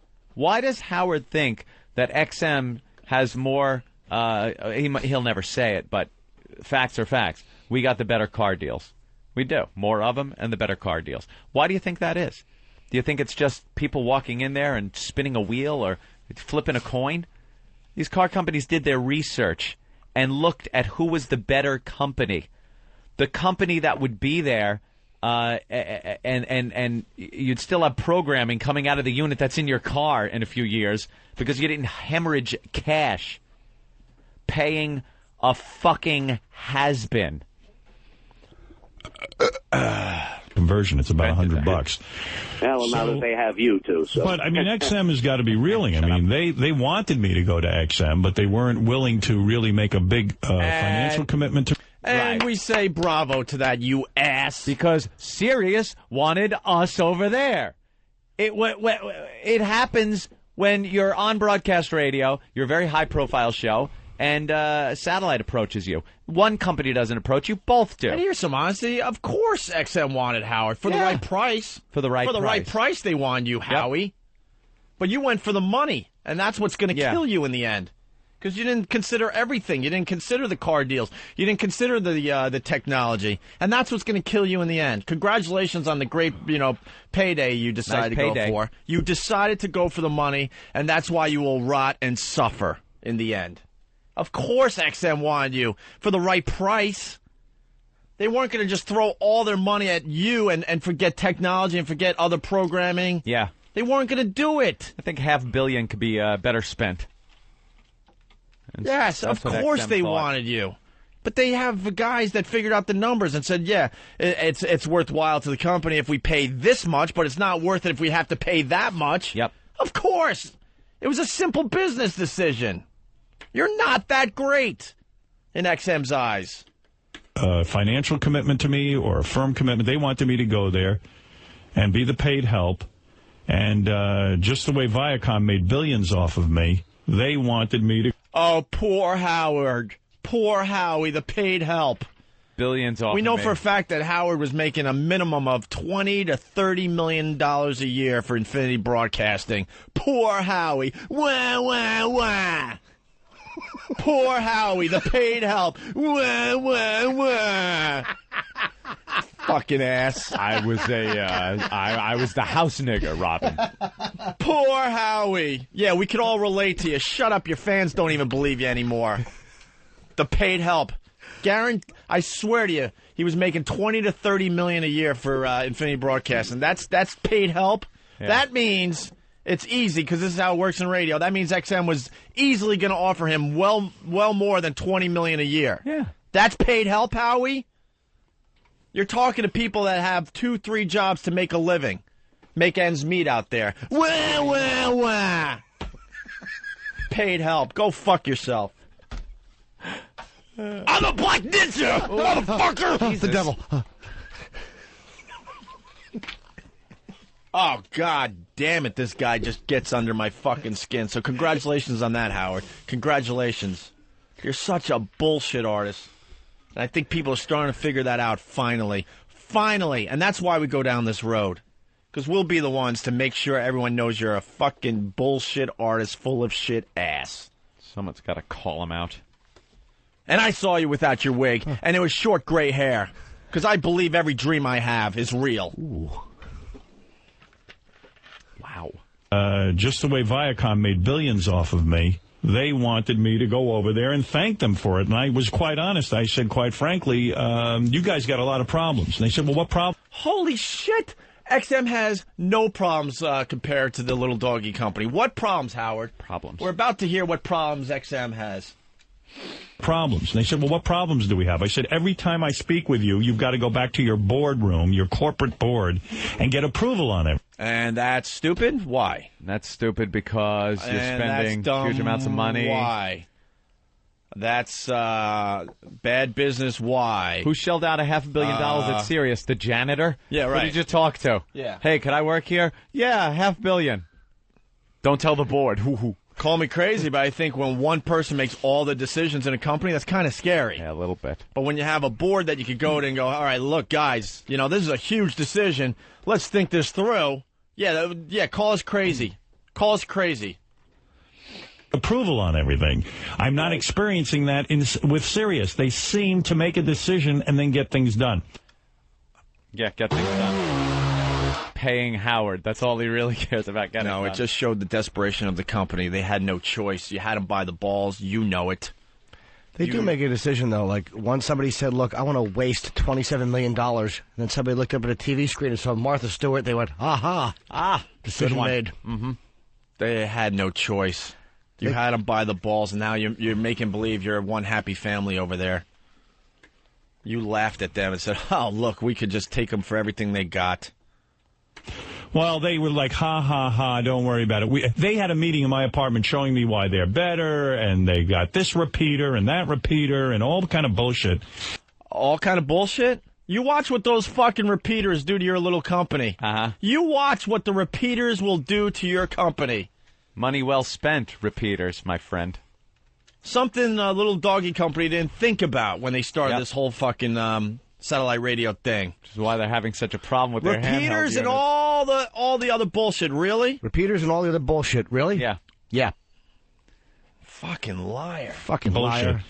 And I said, I don't know what you're talking about. You want to make a deal with me? Make a deal. So they were kind of arrogant about it. Not bad guys, but they've got to be reeling. I mean, what has happened within the last couple of months, within the last year? They've done market research that now, when people mention satellite radio, the first thing they mention is Sirius and Howard Stern. Could be true. Could be true. I don't know. I mean, if we're going to be honest here, it could be true. But, I mean, with all the hype he had leaving, regular radio, you would expect something like that. So you survive the hurricane that is Howie coming to satellite radio, and the hurricane passes, and then you see which company really is better. That's just how it's going to work. Yeah. I don't know if it's true with that survey, but it could be. He did get an incredible amount of exposure. Right. It used to be people would mention XM. It's just mind-blowing what our move to Sirius has done for this company.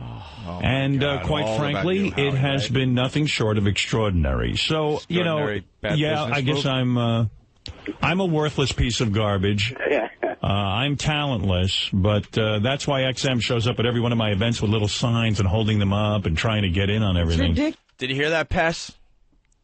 Yeah. He's downplaying it. It was such a little thing that happened. He mentions it every time he mentions. Because we got under his skin. Of course. We have people over there. They were beyond pissed off. We wrecked little Howie's day when he was leaving regular radio. And it wasn't just a few Pess with a few little signs. It was a whole big deal. We asked the Pess to show up at this thing. It was a cold, rainy day here in New York City. They came out in droves. There were hundreds of them. They made local TV. There's a video that is played on whackbag.com a lot. It's someone's sig pic, I guess. Yeah. And it shows how he turned the corner in his gay fucking double-decker bus waving. And he didn't expect it. He turned the corner, and there were hundreds of Opie and Anthony fans with XM Satellite Radio Opie and Anthony signs. And he made that sound like there was a few. And look at the video for yourself. There was hundreds of people in that section alone. And the street was deserted of other people. It wasn't like there was a shitload of his fans. They were on that one street, but then once he turned that corner, nah, not the old days, is it? Go to opieandanthony.com. Go to whackbag.com. Stickers and signs ended up everywhere that morning, everywhere. And the video is classic. He turns the corner and he was like, "Holy shit, what is this?" You see him look. It was right hundreds at of it. our fans, and then he goes on a show and makes believe, and then a couple people are, trying to wreck my day. No, we wrecked your day. We know it.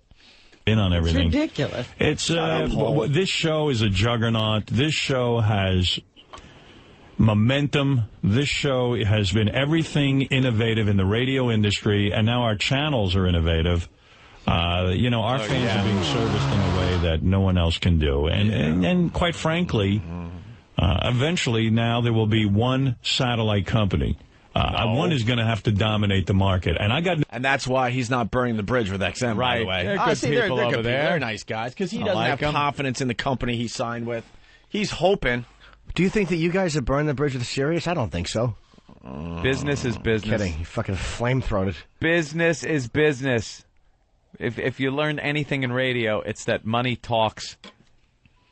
If they see the opportunity to make money, people will hire people that had just shit on you, or you had just been shit on by. It doesn't matter. Right. It's ridiculous. We got an interesting call yesterday. We can't get into it yet. It's a little tease, but we got an interesting call yesterday that kind of... We get little calls. Kind of makes Anthony's point, but we can't blow up our spot yet. What? No. That's all I'm saying. We'll tell you... We'll tell you, Jimmy. And we'll tell everybody else when the time is right. Does it tie in with my riddle? Huh? Actually, it hinges on your riddle. It's a perfect example of business is business. Yep. And all is forgotten when situations change a little bit. A little bit. And we'll have info on that. We're not trying to just hang you guys out to dry with that one. We'll tell you. Is Black Girl coming to work for this program? We're almost done with this horse shit. To dominate the market. And I got news for you. XM was way on its way to being the dominant one. And holy shit. And on we still its are. Way. We still are. We are the dominant one. And there is no sign pointing to that changing. There's nothing this guy is grabbing onto and saying. There's no facts that show that that's going to change. Here's the facts. The little doggy company, the stock has drastically dropped since Howard has joined the company, okay? Their stock is hovering in the 5s, I think, today. Yeah. We're in the, mid-20s, I think, or somewhere in that range. Yeah. I don't want to misrepresent, but still, that's a huge difference right there as far as the stock goes. A lot of the companies saying that XM's a good buy as far as the stock market goes. Mm-hmm. Even with the Howie factor, we have over 6 million subscribers. They have what? What are they up to? 3. About 3? Yeah. All right. And they still don't have a portable unit that gets satellite radio live. We do. Not only do we have 3 of them, in another month or 2 months, they're going to get smaller and better with MP3 capabilities. Yep. But I use my MiFi all the time in Manhattan with all these fucking large buildings. I've never had a fucking problem. And this isn't bullshit like, we're just waiting until the technology is right. This is stuff that is made. It's ready to go out. Next month they'll be, or in a couple of months, they'll be releasing these units. We've seen them work, the handheld units, the new ones. Just amazing. Uh-oh. And they work, a lot of the times, off of things called repeaters. Whoopsie. This just came across the wire. Whoopsie. Sirius to raise subscription rates? Oh, look at that. Looks like they got to raise subscription rates they're starting to talk about. Well, if so many people were signing up for Howie, why are they doing this? Sirius has spent a fortune acquiring talent like Stern, and some investors are starting to want to see some payback on their investment. Yeah, Wall Street is very pissed off at the deal they made. And now they're talking about raising rates to make up some of the difference. There you go. Just coming in as we talk about this bullshit again. Raise those rates. All right, let's get through this. We're almost done. And now they're not. The amount of subscribers coming in on a daily basis is nothing short of mind-blowing. So what can I tell you? You're going to read all kind of things about what a hack I am. And you're going to hear how everyone was the first and everyone was better than me, but we all know the truth. That's right. What the truth is, we were on satellite first, you fucking idiot. And we've done just fine, you idiot. We never said that you didn't, open doors, and he wasn't the first real high-profile jock that got a name for himself. He's brilliant at self-promotion. You weren't always a hack. Believe me, I was a huge fan back in the 80s, early 90s. But things change. Things change. And you can't change history, you idiot. Just like those things ring true about you, you weren't the first on satellite radio. It just didn't happen that way. No matter how much you babble the bullshit, it's not going to change the way it really worked. We were here before you on satellite, doing very well, talking about things that couldn't be talked about on regular radio while you sat there giving your listeners, as you said, 10 years of subpar radio. Ugh. There isn't the one going down in the history books is this show. No one else's. And who cares what I don't doubt that, my friend. Why are they constantly talking about you? Oh, God, this Robin. It'll go down in the history books, all right. I don't doubt that, Howard. You're absolutely right. Is it going to be good? I don't think so. I think it's going to be seen as one of the big failures in business, paying you that much money when they had so many other places they needed to spend it. It's called jumping the shark. Yep. My friend. Remember Fonzie? Yes. Right. And we'll go down. Episode. And we'll go down in history for some of the fine things we've done with this show. So. Why wasn't it jumping the chicken stand? Did he do that first? I don't know. It's just at Arnold's. It's just the jumping the shark moment. It's Fonzie on a motorcycle. Sharks are dangerous, Anthony. Call it that. Chickens aren't. You're Fonzie and you're on a motorcycle. Yeah, you're about to jump. It's over, Johnny. You're in midair right now. Stink. You're in midair. We're seeing. You're Fonzie on the bike in midair in slow motion. In slow motion. With Richie and Laverne and Shirley's face in slow motion doing the arc. And now we got to wait till next week to see what happens. Right. That's what happened. Regardless of what's underneath him, it doesn't matter. Don't forget Potsy. He's singing inside. And Mrs. Oh, yeah, he was the crooner. Ugh. What a douche.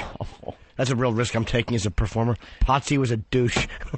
All right, Hey, Jimmy. I backed up because, as you guys know from yesterday's program especially, we love the holes on radio shows. So Howard's trying to make his points. He's lying through his teeth. Let's see what the hole has to add to the conversation. Down in the history books is this show. No one else's. And who cares what we did? Why are they constantly talking about you? Yeah, I mean, because you made us shut up for 5 fucking years. That's why. That's why we mention you now. Because we can. Because we're allowed to now. And know what's funny about that? She asked that question as Howard is talking about Opie and Anthony. Yeah. Thank you very much. See, if it was no big deal, then you just wouldn't mention us. No. There's a million radio shows out there. And they're talking about him. They're talking about him, Satellite Radio, us. You're not talking about those other shows because they don't bother you. Don't bother They don't get under your skin. They're not making your career and your life a living hell. No. And you have to acknowledge it now. And you still do a horrendous job at it, by the way. You don't have the fight left in you. Everyone knows it. Go back in your production studio with Artie and Fred and re-record old bits. That's the revolution in satellite radio. Re-record. You have the opportunity to do a completely different, new, cutting-edge, topical program. And the first fucking week you're on the air, you go into production studio and re-record old bits. There he is. That's the fucking genius that is Howard Stern. That's why the guy said you're a hack.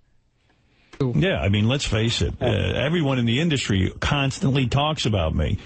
There's one me, and then there's everyone else. Well, so there you go, and that's the truth. That's why we do this. I don't want to be you. There's one him. You're an embarrassment to yourself. You're an embarrassment to your own family. You're an embarrassment to your own daughters. I don't want to be you. He's the only one that's going to make history. I don't want to walk around in my 50s in hip-hop gear acting like I'm still hip and relevant. I do. I don't want to get my hair done at a parlor. The parlor. I don't want to go to a parlor to get my hair done and gossip with all the old Bettys. Curlers. I'm not going to try to add hair as I lose hair. I'm not going to get my nose redone, even though I don't do TV. Little lipo for the neck. I'm not going to get rid of my turkey neck whenever that happens. It's not going to happen for at least another 10 years. We're younger, we're smarter, and we're better than you. And you know it. Ooh. So continue getting your hair done at the parlor, you faggot. The parlor. And when you're not wearing your hip-hop gear, you're going to wear a Boy Scout uniform? Ugh! Maybe he's just into scouting. I understand why the anger. Do you guys? I want to play a game afterwards. It's a new radio game. Who would you be if you could? The Grease Man. Ooh. I want to be just like my father. Ooh. Don Imus. Very good. Go, and that's the truth. And people don't like to talk about it, but that's the way it is. Yeah. Because your life is so great. I want to be just like you. Sometimes it's, not to pull a Dave Chappelle. It's someone's saying that Opie should have said, and I'm not going to go out with a girl 20 years younger than me. Oh, wait a minute. At least I have a real relationship, though. I don't give a fuck about the age difference. Yeah. You want to talk about a guy that just went for some stupid arm candy? She's dumber than a box of rocks. They interview her in these magazines. She's like, oh, it's all about Howard. Whatever. I don't know. I go to bed when he goes to bed. Whatever he wants. It's all about Howard. She doesn't even have a fucking brain. She doesn't have a brain in that head of hers. You see her in that stupid commercial with her hands. That is the gayest thing ever. And that proves Howard doesn't give a shit about his girlfriend, because he would have said, you know what? You are a good-looking broad. You don't have to do this stupid commercial. You look ridiculous. But he can't even see past his own fucking self. Good-looking broad. Should have used those words. Girls like hearing this. You sweet talk. She's a good-looking broad, but that commercial, what is it for? I don't even know. Like a credit card. And she sits there while someone's using the credit card in a store, and a guy's hitting the drums, and she's in the background making her hands go back and forth real fast. Almost jazz hands. You want to talk about hacky and stupid and desperate for fame. Your chick is desperate for fame if she's accepting gigs like that. At least I have a real relationship. It's not a phony, I'll just get some hot broad to walk around with. So, not to pull a Dave Chappelle, it's almost hard to deal with the jealousy. I mean, people are just so jealous and envious of what I've managed to do to the radio industry and how I've managed to change it. And I don't just mean me. I mean, Robin and Artie and Fred. And not Benji. But how about Jackie Martling, you two-faced cunt? You, Robin, Fred, and Gary, I think, deserve it. Absolutely. What about Sal and Richard? Well, I mean, they're newcomers. If they get it, I better be fucking on. You're getting it. Well, you're doing a great job. So the thing is that, Yeah. What can I say? There's a lot of excitement about our move. There was. That's over, Johnny. You did it. You made the move. The news wasn't in you going to satellite. It was you leaving regular radio. It wasn't big news, you going to satellite. It was big news, you leaving regular radio. And that's over. And now where are the stories? And we end this with thanking Tom once again for getting his letter in the Entertainment Weekly mail section, because it got under Howard's skin, obviously, because he had to spend some time on us yesterday. Hey, how's that pay-per-view thing doing that he pumped out?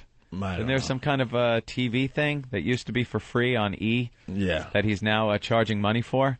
You don't hear him talk about that fucking flop, do you? No, we give away a lot of stuff for free to our listeners. Yeah. We try, We definitely try to give away as much stuff for free. But when it fails, just like everything else, when it fails in his career, he's had a lot of success, that's for sure.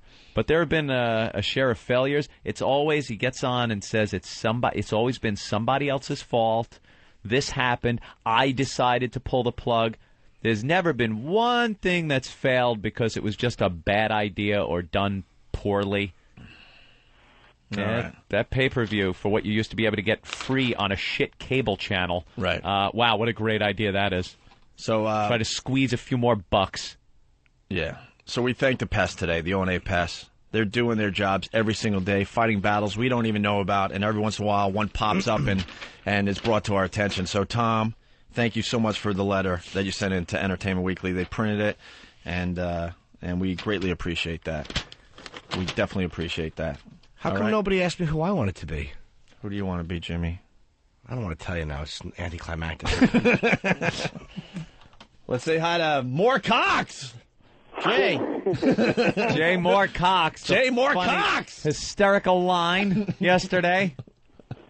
I called in like an hour ago. I know, and we spent too much time. We promised we wouldn't spend too much time on that today, but we now the percentage went up. The percentage went way up. Oh boy, way the up. percentage is way up now. How many minutes? Communicate from Hawk. It was over 30 minutes. I think we're talking about 12, 13% of the show today now. It'll be 12.5% of today's show, but as far as the week goes, it'll still be way down. Bring the average down? Yeah, the week will bring the average way down. So, what's up, Jay Moore? You guys are the best. You do the best radio. So, if you got to, people don't realize that this guy had a gag order on you guys for years. You couldn't even say his goddamn initials. So there's a little pent up anger when you see this guy lying. But that's what's amazing about that, because he tries to make believe he didn't do the gag order, and it's like, why are these guys talking about me? Why? We're getting some shit off our chest. Yeah, sorry if we were gagged for 5 years and couldn't utter a word about you under threat of firing. Yeah, if you were so great at radio, why didn't you just take us on head-to-head when you had the chance? Yeah, instead of running to Because you knew damn Mel. well you didn't have a shot. You didn't have the fight left in you. Running to Mel Karmazin crying to shut us up. Well, now you can't shut us up, and that's why we're talking about you. That's the only reason. I was there, I remember, and I would always try to break your balls by saying his name, and you guys had to dump out until freaking Van Halen came We didn't on. even dump out because we're like, you know what, we're not dumping, and that's why It was the guy in the dump room. They actually hired guys in a dump room that was like a little closet, and then the program director and the general manager had their own dump buttons. Yep. We refused to dump out of it. That was the problem. That's where Jimmy takes prostitutes, the dump room. That's not true, Jay. Dump room. That was very fucker in the hurtful. dump room. That's stereotypical and hurtful. Yeah, and everyone knows it was the Ron and Fez office. That's right, or the bathroom. It may be even stereotypical, and I thought it was a little funnier than the reaction I got. Ooh. I did bend a girl over one time in the bathroom, and I remember Opus on the air going, "Where's Jimmy?" And Jimmy was balls deep in a stripper. By the way, we do try to stick with the facts. E-Rock just handed me something, and Jay, I think you'll find this interesting. You might have been in studio this day back at the old... SportsIllustrated.com. My article's up now. Yeah, we'll get to that in a second. Hold on a minute. We got audio of the actual gag order in progress. All right. This is actual tape from our old show. Jesus. And this is where we couldn't say his name, and we're like, you know what the fuck? So Anthony, actually, I think you lost your mind here and just started repeating his name over and over again. Yeah. Let's go to the audio from the old days. Mm-hmm. But I want to be able to give my opinions on what Ant and I do, maybe the business in general, maybe some of the other shows that are out there. Right. That's what I want to do. I want to be able to react and speak my mind. But when it comes the right same freedoms that are given to those very shows, too, by the way. And I want to play by the same rules. Uh-huh. I want to be able to mention that. Right. I want to be able to mention that. Why be singled out? Yeah, we couldn't play by the same rules, is what I'm getting at from this tape about. And look about how we had to say other shows. Other shows. We mean that other show. We couldn't believe that. We mean the Howard Stern show. We couldn't believe they were tying our hands behind our back. Yeah. Driving in today, I heard allowed to. Why? I don't know. I just want to play by the same rules. Yeah, that was a dump. Not even bashing. But I guess we're so powerful that we have a whole different set of rules, Anthony. Not even this off. And if you really think for a second about this whole thing, and there are people out there that say, oh, there was never a gag order. Why on earth would we talk like this if there wasn't a gag order? And why would we be covering things up and skating the issue and not saying his name if there wasn't a gag order in place? And we said something in this tape they dumped out of, by the way. Yeah, you'll hear the show kind of jump, because that's when you dump. Just to explain this for the newbies out there, if you in commercial radio, if you dump something on a radio show, you don't just dump that word. It takes like 5, 6, 7 seconds of the show away. You'll hear something like, so I was in the store and this guy kept, yeah. What happened? Yeah. So listen closely. Not even bashing, just talking about it. Yeah, there you go. Now they dumped out. So you won't hear that because they've been dumped out of. There you go. Point made. They dumped out. Yeah. All right, Ant, let's go waste 4 hours. Gonna have some fun down We'll waste 4 down the more hall. hours. Can be great. Yells or screams, might as well save your breath. Shouldn't be any yelling. Howard Stern, Howard Stern, Howard Stern, Howard Stern. Just saying the name. Howard Stern, Howard Stern, Howard Stern. Baba Booey. Howard Stern. Howard Stern. Howard Stern. Howard Stern.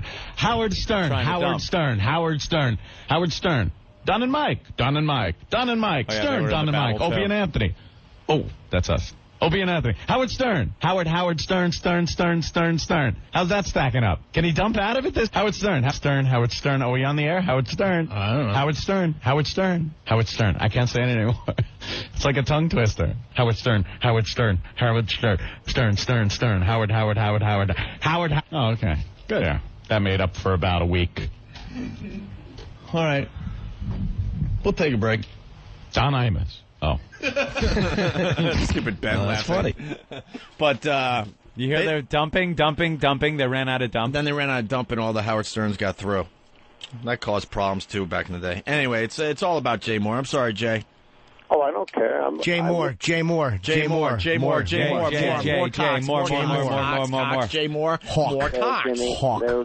little Jimmy, Hawk. So I hear, Jay, that off the subject, you're very pissed off today. No. Something about the message boards? Oh, no, I just posted one thing calling a guy a moron. I'm not mad at okay. I'm not mad. I'm the happiest guy in the world. Come on. Oh, okay. I thought you had a problem. I'm just making sure you're all right.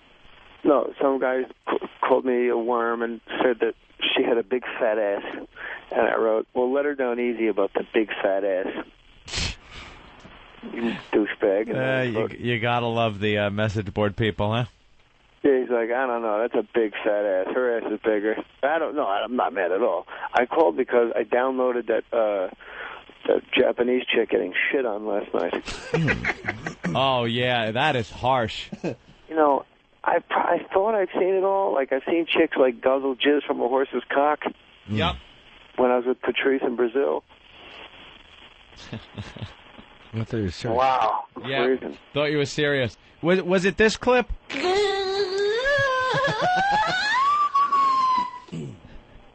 Where she's getting shit in the mouth?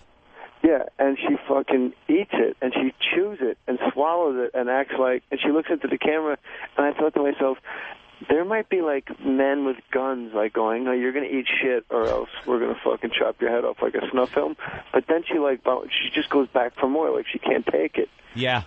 And what I want to know is, if you have any listeners that speak Japanese, when she's not screaming, if she yells anything like yum, or, you know, like, oh, like, she's got to say something in Japanese in that fucking mess of a bridal gown covered in shit. That's what she says. Yeah. No, actually, what she was saying, I don't speak Japanese, but it was translated. She was saying, tastes like chicken. I like someone on Whack Bag said that the crinkle noise was the guy pissing at the same time. Yeah. Hitting the floor. And then, like, halfway through, the guy gets completely grossed out and just fucking jogs off of the set. Did you see that at the end? Is that what that is that what that noise is, Tinkle? I didn't see the video. Jimmy, you of all people. I know. I only saw like 30 seconds. It's child's play. Oh, you got to see it. It's so heinous. I couldn't go. Guy just keeps soft serving it up. I couldn't go full feature. I just went with the preview. That was just, I don't know. Then he just jogs off the set like a linebacker that tweaked a hammy and needs a sub. Do you think that guy wanted to be an astronaut when he was young? Growing up? I think you kind of always have to want to grow up to shit on Asian Ghost Faces. Yeah. No, he probably wanted to be an actor. John Woo film. He saw Chow Yun Fat. He's like, I could do that. Next thing you know, he's taking a dump in some girl's mouth for 50 yen. Or whatever they get paid. Yeah. 50 What's yen. 50 yen in American? I don't know. Hey, Jay, I got to take a leak really bad.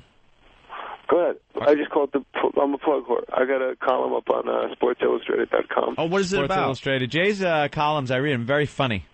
What's this? Thank you, Anthony. I like the him. Reader of the group. What's the latest column about? My take on the Super Bowl. I'm so tired of reading like Super Bowl recaps. So mine's like my weird take of Aaron Neville's fucking shit. One of the best Jay Moore Sports Illustrated columns I read was the website ones, where you wrote a whole thing on how teams that stink. You go to their websites and they cover up the fact that they're sucking ass that season by throwing in filler and trying to get people excited about the team. That was very well written. And they have like the most expensive websites. It's like Foundry without the porn. Well, give us. I like the Tampa Bay Devil Rays. It's big letters. It says "Watch it happen." Give us a little Give us a little something on the Super Bowl, Jay, without doing the whole column. I kind of forget. Well, they censored the Stones. That was ridiculous.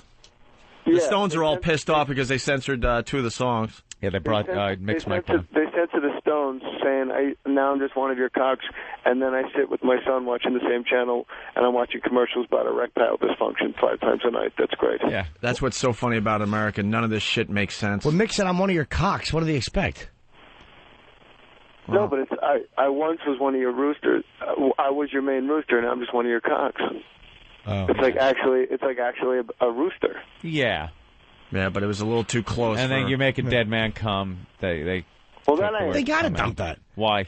I agree with that. Because I looked at there are when you're doing the Super Bowl and you say I'm just another one of your cocks. There's certain times where they gotta take a thing down. And that makes sense. That's almost like saying, "Hey, I was with my black friend. We saw some ghosts. What do you think of the spooks?" It's like it's a double entendre, but you can't.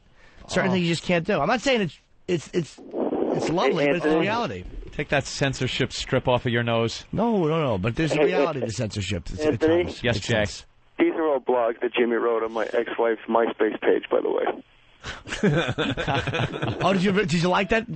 I was surprised she actually kept it up. Yeah. Wait, what happened? I helped Nicole do her MySpace page, and I wrote just to show her how to do it, and she left it up. Oh, really? It's very childish.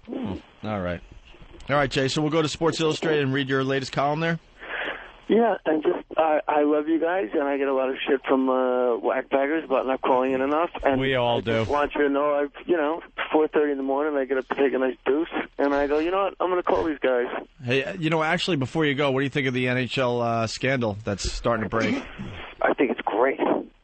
It's about time because hockey sucks, Opie, and I know you love it, but it's for fags. I like the hockey, especially with the new rules. Any real hockey scandals besides the lockout? I mean, any kind of scandal? Because baseball's had its fair share of scandals. Not really with hockey. Football. But what do you think of Gretzky's wife, though? What do you think's going on there? I think she came with a lot of dough on her husband's team. I don't want my kid to grow up saying, I can't play. I didn't bring my skates.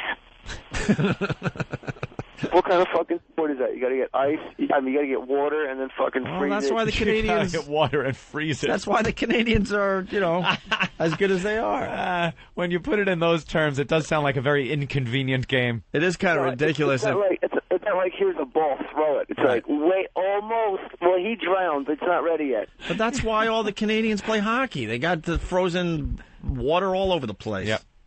I think it's ridiculous if you have a kid in America, especially a little further south, and you think your son your son has a chance of being a hockey star. Yeah, that's like what you got to be kidding. Look, a hockey game scores like 2-1. If there was no goalies, it would be 10-9. Yeah, I played hockey growing up, and we had to go to a rink at like 3 in the morning to get ice time. Oh. How do you ever get good at a sport when you can only get rink time at like 3 in the morning, like once a week, when these Canadians are playing every single day of their lives? Out on a lake in their backyard. Right. Hey, Jimmy, are you performing anywhere coming up? Oh, it's funny you should ask. Albany, February 24th, 25th. I'm gonna have I have like a new thing. It's a dancing extravaganza that I close with. Oh, where I have showgirls. I like that. You sing torch songs. Yes, it's a number. It's called "Do the Ramsey," and we all put on cowboy hats, choke ourselves. God damn it, with my hand. Connor Pearson isn't dead, and I'm sitting here right next to the guy. He's got a fish in his diaper. All right, I gotta go time my leak. All right, guys. God bless you. Bye, Jay. Right, Jay, take it easy, man. Who wants to have a leak off? I will beat anyone right now. Take a leak. I'm going to set the record. Only for if we can longest do it leak to the today. same urinal. A lot of water. Because today, I can know if you're cheating. Give me the stopwatch. No, you'll hear it hitting the water. Ooh. I'm going to go for. I'm going to try for 2 minutes straight. Why don't you not do that? I'm going to have to though. I hope my you can't bladder's go. killing me. I'm going to have to walk down the hall like hunched over. Hope a stone comes out. By the way, Richards. Plink. As we end this segment. Oh. Come on. I didn't get it. I thought Keith Richards pissed a kidney stone. What a fucking ass I am. Oh. I'm not going to explain it. I'll catch listen it on the replay. I was going to say I'll listen during the replay. Just Hawk wrote that one. Just a little message to Howard as we go to break. The face. Wait till you hear what XM does next. Ooh. Wait till you hear what XM does next. Is this about playing my CD? No. No, of course not.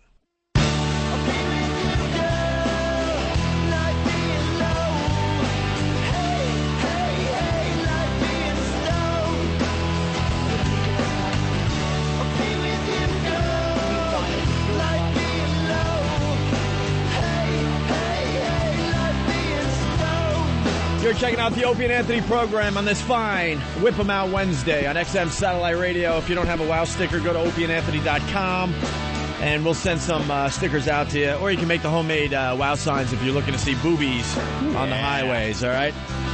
The Pal Talk went down for their usual maintenance for a few minutes. When it comes back up, I will log back on, so And fear it's not. Whip 'em Out Wednesday, and speaking of boobs, Rich Voss.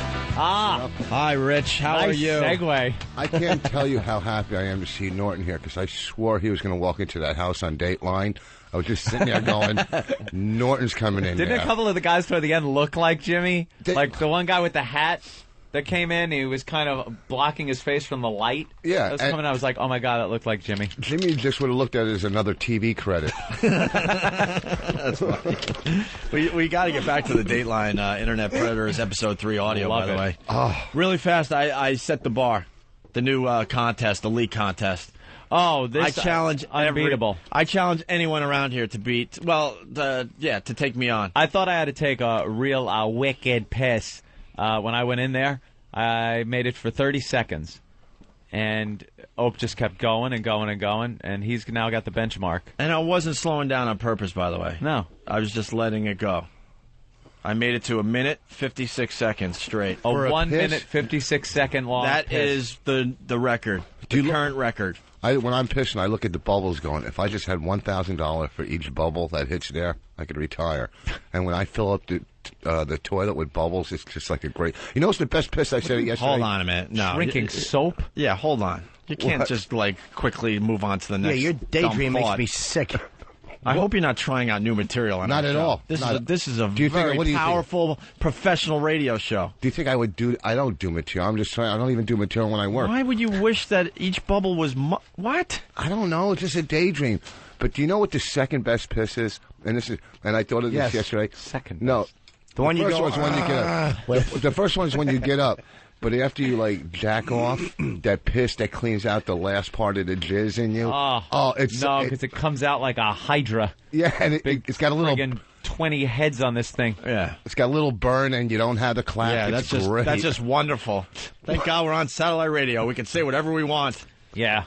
We're using this Right. new technology to There are certain things you just couldn't talk about before, and that's one of them, where it goes out in two directions, and you don't know which stream to keep in the toilet and which one to let hit the vanity. Absolutely. When it goes out two streams, you get your money back. I just don't know what to do. Do I aim for the toilet or R. Kelly's little chick? No.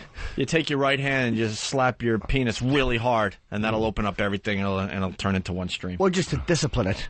Sometimes you have to show your penis who's boss. Also, the little surprise after you've been amorous with a girl, if I may say so, if I may use that language instead of the filthy, dirty Voss language, and then you put your clothes on, and then you go to take your underwear down, and you forget, and quickly you pull it down fast, and it's kind of glued to the tip, and it hurts. It's like it's ripping something out. You got to jostle. I always do a jostle. You do a where jostle? I'll grab the underwear and I'll kind of pull and yank my ass back. Yeah, which that's loosens because the you got to cockhead. do the jostle, but sometimes you forget. Looks like your cock fell asleep on the couch, and you have to lift it off the plastic. Do you clean yours, after you pee, do you hold a tissue or a napkin and clean it so you don't get pee stains in your underwear? Oh, there's tissues there, yeah. You gotta use that. I'd rather just put it in a young lady's mouth and say, take care of this with your toots. Sure she appreciates everything up to the toots. Of course they do. Dateline Internet Predators, Episode 3. Predator. Yesterday we listened to the audio of Kinky Man. We're going to move right on today with an actor. This guy was an actor in it? Well, he said he was an actor, but they questioned him on it, and all they could really dig up was that he was an extra in Godzilla.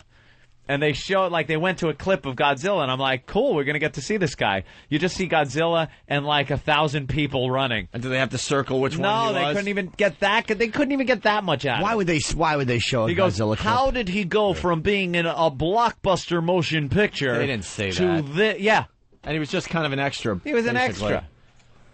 I can see if Tobey Maguire walked in. Yeah, this is the greatest show on TV. We're hoping to have like 10 episodes in the can. Because the Predators are kind of on to Dateline at this point. You got to think, because now they're arresting them and everything. You know something? They've got to get dumber and dumber with each one, because now it's got to be all around the, if I may say, Predator community. Yes. Is that the proper terminology? I don't want to offend anybody. The Predator community, that this is happening. So I can't see him really doing too many more of these, and getting 50 people over the course of 3 days is what they arrested. 50 people over the course of 3 days. I think they could do it just in every town without the cops and just lock up predators. I mean, any town they go in. You kind of need the cops there to lock people up. No, I'm saying they could lock it without the cameras so it doesn't get, but that's no fun. They do that, I'm sure. In every town, they yeah? do stings. I don't know every town, but they do it. Well, you know what I mean. Right. Sure. So we listen to the actor. He goes into the house that's a setup, obviously. And the little fella or little girl, I don't know which one's. It was a girl doing both parts. She was the decoy, and she's very good. Yeah. She could sound like a little girl or a little boy. Yeah. And she's well-rounded, by the way. That's well-rounded. Couldn't you hear the anger in her voice when she found out this guy was in Godzilla and she's got to play this dumb role? Godzilla. Who? Godzilla. Godzilla. God damn it! Give me a pen. I got to write all these down. Who's Godzilla? I love laughing about this later when it's an old movie. It's Gone with the Zilla. We love to write them down. It's Kling Klong. Instead of Godzilla, it's Gonzilla. Gonzilla. I love laughing about this stuff later, so I want to keep track. All right. Thank you, Rich. Thank you for many laughs in my apartment. Store closed. Gonzilla. All right. Here's the actor. He gets quite the surprise when the decoy doesn't walk out. What's up? Hi, how are you? You have a seat right there. Instead, he meets me. And remember, none of the men know they're being recorded on hidden camera. Chris? Yeah. He's 34-year-old Chris Moore, and like so many of the men I confront, he tries to lie about how old he thinks the boy is. I thought he was 18. He's told me. You want to try again? If he's younger, I apologize. All right, you're free to go. Do you know what would be really funny is if they guess lower? How old do you think he is? 2? Shit.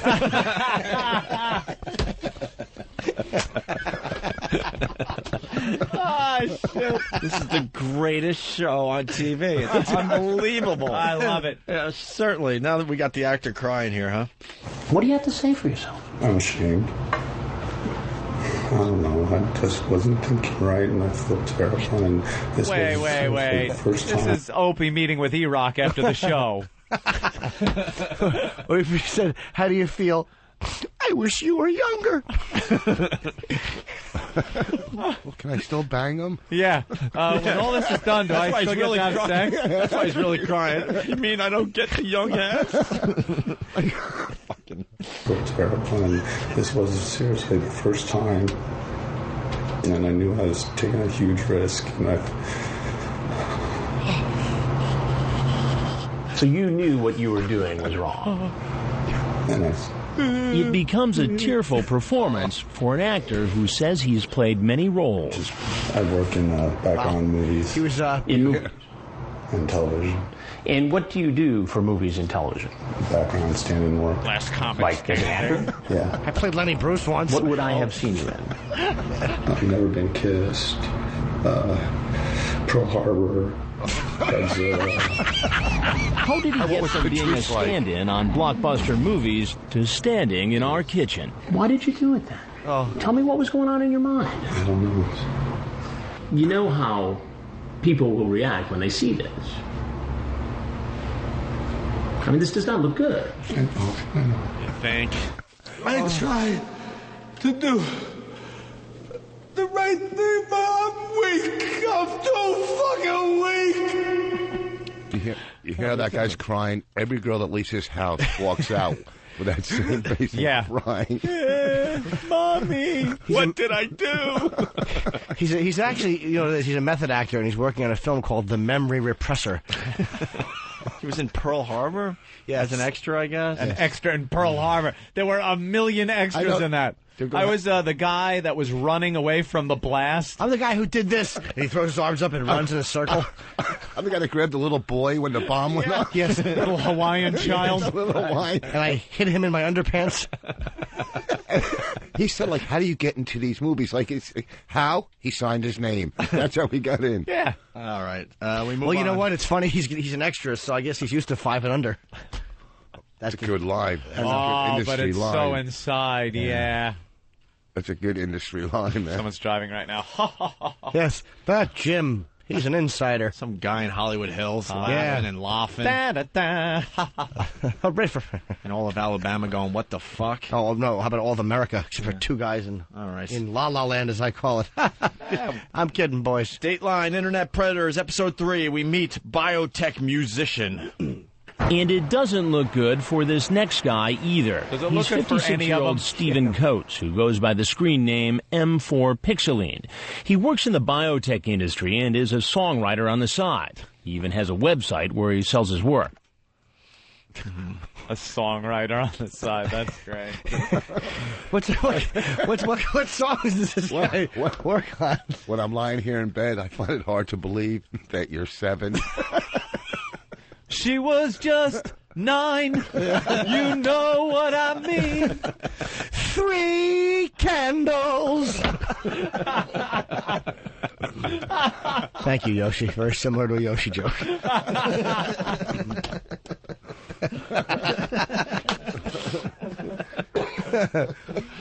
Oh, wait. That's good. Let him come. Here they just let him roll. Too heinous. Is that too heinous? No. No. What are you kidding? Everything's fair game on this show. This is almost so wide open. I'm like mentally salivating and coming up with nothing. All right, let's go to the next clip here. Damn songwriter. This clip's great. He's requesting anal. I mean, is this the songwriter? Oh. Yeah, it doesn't get much better than this.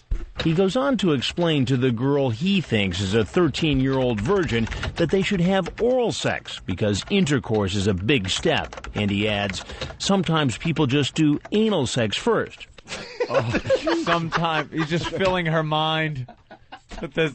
Hey, if you're a virgin, sometimes they just do the anal first. Are you kidding me? He's trying to show he's a nice guy. Like, hey, look, I know that's personal. I'll just put it in your shitter than your mouth. Take your virginity away from you. You won't sit down until you're 18, but you should really save that for someone special. Right. I'll just fuck your ass.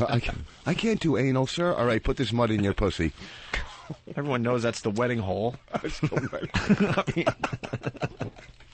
You're a special girl, and we're going to save that. The wedding hole.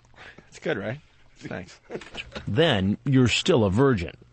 And then he starts asking about her body. How tall is she? How big are her breasts? And one of the most frequently asked questions, if she has hair in private places.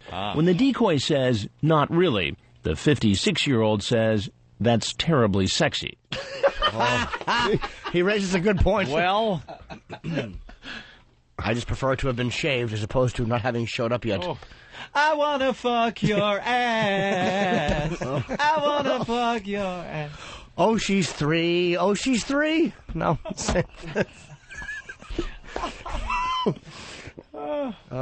She had no pubic hair. Yesterday, you were only 7. They just are the worst. I'm not the one doing it. I'm just singing about it. He's the songwriter. Your examples are the worst. Bad. I don't mind that you're doing it. You're just like... He's the songwriter. All right, here we go. Another clip from biotech musician. He tells her he's trying to be discreet so his wife and son don't find out. Too late. Here he is, coming in the door. What's in the bag? Oh, nothing really.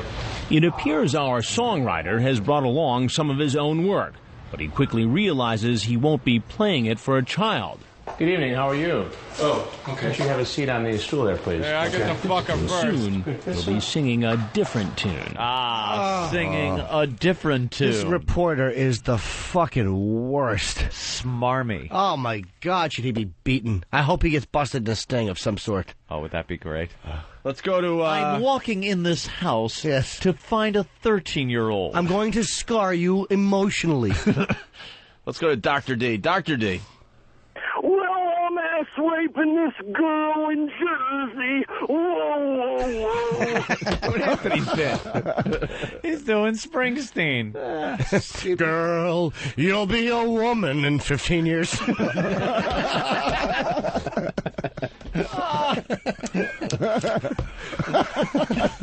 Will you still need me? Will you still feed me? Since you're only 4. My girl's only 9.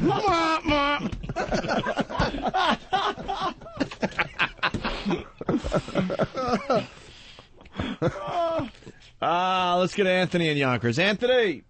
Hey, how's it going, guys? Hey. I got a little title for you. Mm-hmm. How about 6 little candles? Ooh. Wasn't that done already? Of course it was, but with less candles. You non-paying attention Less ass. candles. Let's go to Stop Seth. doubling my candles. Seth in Boston. Hey, it's Cliff in Boston. What's up? How about Benny Mardone? She's just 13 years old. Leave her alone, they said. Way to deliver it. Wow. Like a court transcript. Yeah. Let's go to Sergeant Magoo. Sergeant Magoo? Oh, Magoo. How you doing, boys? A cherry's gonna pop. Diddy bop. I heard Cherry's gonna pop. All right, here we go. Not bad. One last clip from Biotech Musician. I want to see what's in your pocket. Oh, this is just a CD. Of what? May I see it? This is the songs I have. Songs? Yes. And what do you do? He bought a CD of his songs. Of his songs. That's going to woo her. He made a CD for her. Yeah. This is a song called Keep This Between Us or I'll Kill the Dog.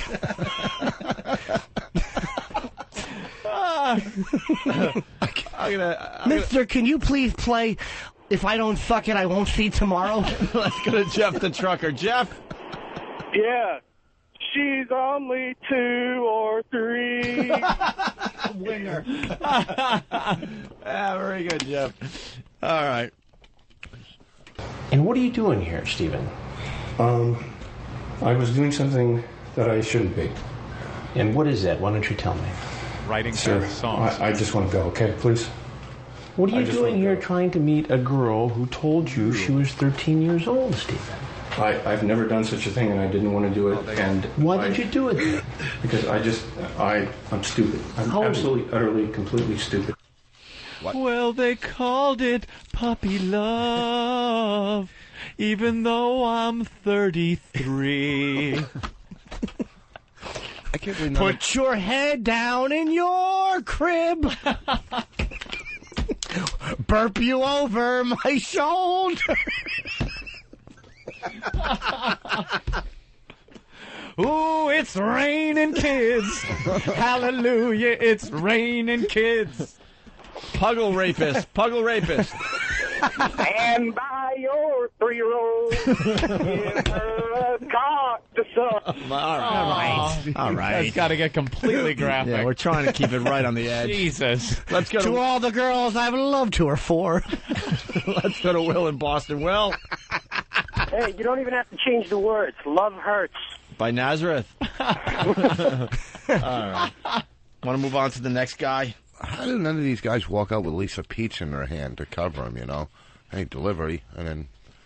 All right, so what the fuck? 1 bad 1 out of 7 so far. I thought you were serious. Yeah, no, they just... Get up. But they have transcripts of their... Yeah, photos. Well, right talking there, you're and stuff. arrested from the transcripts. All right, let's go to... When a man loves an infant. Ooh, baby, baby. All right, let's go on a South Bay guy. South Bay guy. This guy got busted by perv justice before? Yeah. Oh, Yeah. my Didn't God. learn. Here comes South Bay Guy 310. A year ago, he was caught talking to a perverted justice volunteer who was posing as a 12-year-old. His name and other personal information were posted once before on Perverted Justice's website, which usually means his employer, family, and neighbors were contacted by Perverted Justice members and directed to his sexually charged chat log. But it seems he didn't get the message. Here he is back online with the same screen name. South Bay Guy 310. 3 minutes into the chat, he asks the girl if she's a virgin. Then he wants to know if she's ever had sex with a guy from online before. The girl says, yeah. And so he asks, do you want to meet and see what's up? That all happens in less than 8 minutes from the start of the chat. And as you'll hear, it gets more disgusting. Can I videotape us? Are you, gonna sell it? No. LOL. I don't go to cam, though. I want to watch it and masturbate to it. Jesus. I want to watch it and... Oh, crap. South Bay 310, he likes him. That's his numbers, between There 3 is. and 10. Yeah. There. South Bay 309 is an upstanding citizen. South Bay 310 will fuck anything. Just as he pulls up, that's him driving by, there's another man being arrested outside. Yeah, get this. He calls the decoy to find out what's going on. Dell quickly makes up a story saying her neighbor was arrested for dealing drugs. Amazingly, the police activity isn't enough to stop him. That's him coming in the door. 32-year-old Keith Williams. He's got the alcohol and the camera. He doesn't seem all that surprised to see me. You know what? I know. Sit down, please. Okay. Please sit down. Relax. Actually, I'm not relaxed. I'm not going to give an interview. You're not going to give an interview? No. No. No, I don't think it's in my best interest. But he proceeds to give the interview. Yeah. What are you doing here? I'm stupid. I knew better when I drove by. I just knew better. Why did you do it anyway? I wasn't. I don't know. I just Because bored. I enjoy having sex with young girls. I just. So you're bored? You're going to come over and try and have sex with a 13-year-old girl? Look at that. Yeah, Shutting that down. I don't know what I was going to do. But in his chat, he makes what he was going to do pretty clear. You want to take pictures of her. Take naked pictures of her, you said. Oh, dude, I don't know. I'm not denying anything I said. It's all right there. Did you ever hear of a group called Perverted Justice? Yes, I have. I know about that. Got But I'm their not sure album. if I know how old they are. You were posted here after talking to a girl who said she was 12. Oh, it's just God. And you know it's not their first time. No. They've had it done it 5, 10 times Twice. already. 65, 7-year-old man walking in for... They're just fat, disgusting Boss, you got humans. a couple daughters. How do you protect them from this type of thing? Well, they In can't all read, so seriousness. they don't go online. So it doesn't matter. It's just... Do you watch their activity online? No, but they're not allowed to go into chat rooms, you know. They can, Yeah, but you know what? I know parents that say the same crap, but then their kids are still on the, in the rooms, and this is what's going on in schools these days. That the kids get home from school and they're just on AOL or what have you, IMing like crazy. All their friends all over the place. It's just you can't really police it. And a kid that just goes to school with a skirt, whatever, trying to be in fashion. Yeah. Some fucking predator's wet dream. You know what I mean? It's just anywhere they go. I mean, you try to protect them. You just say you can't go into chat rooms. You can't talk to strangers. No black kids. You just try to get as much. I think, Mike. You know what it is? I don't know. Just the fact that you said she goes to school in a skirt because she wants to be in fashion shows what an old man you are. Yeah. She wants to be in fashion. Yeah, no one says that. Send them in a gunny style. sack. In fashion. You send your kids to school in gunny sacks. I can't wait to have kids. I'll put her in a mini skirt. Why not? Let her learn for herself. Toughen up, baby. Hey, we got to interrupt this for a second. One of my favorite people is on the line right now. Harvey. Hey. Harvey Walden, everyone, from Celebrity Fit Club. Oh. My favorite show on TV right now. Yes. It better be outstanding. That and Flavor of Love with Flavor Flav. I can't get enough of the celeb reality shows. Yeah, me either. I know the feeling. Harvey's like the drill instructor on Celebrity Fit Club and, yells and screams and tries to beat these people up a bit. Gives it to him straight. Doesn't hold back. Doesn't pull any punches. When Fatty gets up in front of him and starts mouthing off, he tells him what it's all about. I like that. Yeah, You're a professional drill instructor. You worked at Paris Island, right? Yes, sir. Weapons expert. Has black belts for various types of martial arts. Played semi-pro American football as a running back for the UK's London Mets. Damn right. You weren't good enough, huh, for the NFL? What happened? Yeah, what happened there? It was impressive until that point. Took some shrapnel. I had a bad hair day. Ended his career. Had a bad knee. What happened? But he's a star on TV now. And I love when you just give these celebrities shit. I love it. Yeah, I love it, too. Well, they come up with a lot of excuses. Yeah. And you're not one for taking excuses. No, not at all. You know, I'm not there to pamper their Hollywood asses, so you know, I call it like I see it. There to thin out those fat asses. How bad do you want to smack Ant in the face? Oh, shit. Don't you know, man? God damn, I did a show with him. First of all, his hairdo now, he's got some new weave or plugs. He gets more hair every week. They're trying to lose weight, and he's gaining hair. Oh, that's right. That's right. Voss was on a show with Ant. I got to be honest. They wanted Ant on this program. I can't stand the guy. I think he kind of wrecks the show. I love the show except for when he talks and he's all cocky and stuff, and it looks like the guy can't even do 10 push-ups. I'm telling you. I think he's more cocky after the show's over and he goes home. Shit. You don't have to worry about Ant. Pretty soon he'll be on Dateline. He is the worst. He really is. He gets cocky, and he's like looking at these celebrities, real celebrities that have real credits, and he's talking down to them. It's like, what the fuck have you done in your career? Yeah. And you're talking to one of the Cosby kids like she's nothing. Personally, I don't like her on the show, but she's got one of the most successful sitcoms ever. Ever. Yeah, and she does have an attitude. She's just walking her way through the show. She hates that she's on Celebrity Fit Club. She thought it was going to be something else, right, Harvey? Oh, yeah. She thought she was at a spa for the next 100 days. I tell you, she's been a pain in the ass the whole way through. Yeah, because they got to do some things, and she doesn't even try whatsoever. No effort whatsoever. No. But, you know, strange enough, she does lose the weight, but I tell you, I don't know.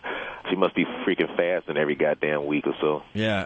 My favorite that you ever laid into a celebrity was, Jesus Christ. Wendy? No, what's his... Willie Ames. No, actually, it was shit. Karen Carpenter? His daughter. Mia. Mia is her Tyler. name, right. Oh, Mia yeah. Tyler. Yeah, you guys used to go at it. Oh, my God, because she just had this attitude like, I'm sexy, you could be 300 pounds and be sexy, and we played those clips on the show, and we're saying, no, you can't be. You could be attractive to a very small group of sickos who are into that kind of shit, but you're not walking down the street and people aren't going, you know, even though she's 300 pounds, that is sexy. Yeah, no. You know, she said her husband would love her at 600 pounds. You know they broke up now. Yeah. Oh, really? Yeah. When she says that, all she needs is an inkling of him going, yeah, honey, you're right. Boom, the Twinkie boxes come out. She knows she could go up to 6. Yeah. This guy's cool because he's not into this whole Hollywood thing. He doesn't give a shit about them. That's why he works on the show. This guy's dealt with Marines. Yeah. And then what's the black model, the plus-size model? What? Takara. Yeah, she thinks she's beautiful because she's a big girl, full-figured woman. Lately? She's even bigger?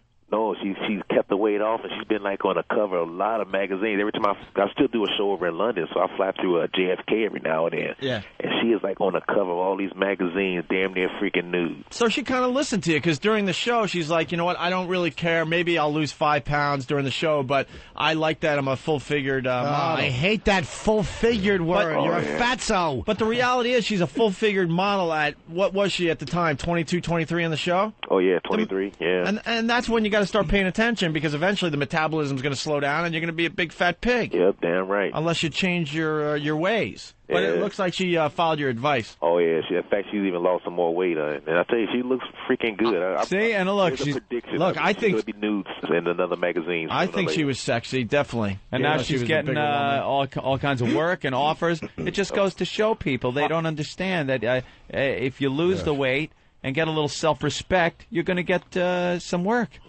Harvey, I got to tell you one thing. I'm a little disappointed in you guys for 2 things. First of all, that you let Jeff Conway get away. Oh, let me tell you about that. Yeah. He just to explain, on the new Celebrity Fit Club, it's the dude in Taxi that never really did anything after Taxi, even though he'll tell you he was in this and that, blah, blah, blah. All the other guys went on to huge fame. Yeah. And it turns out he's just...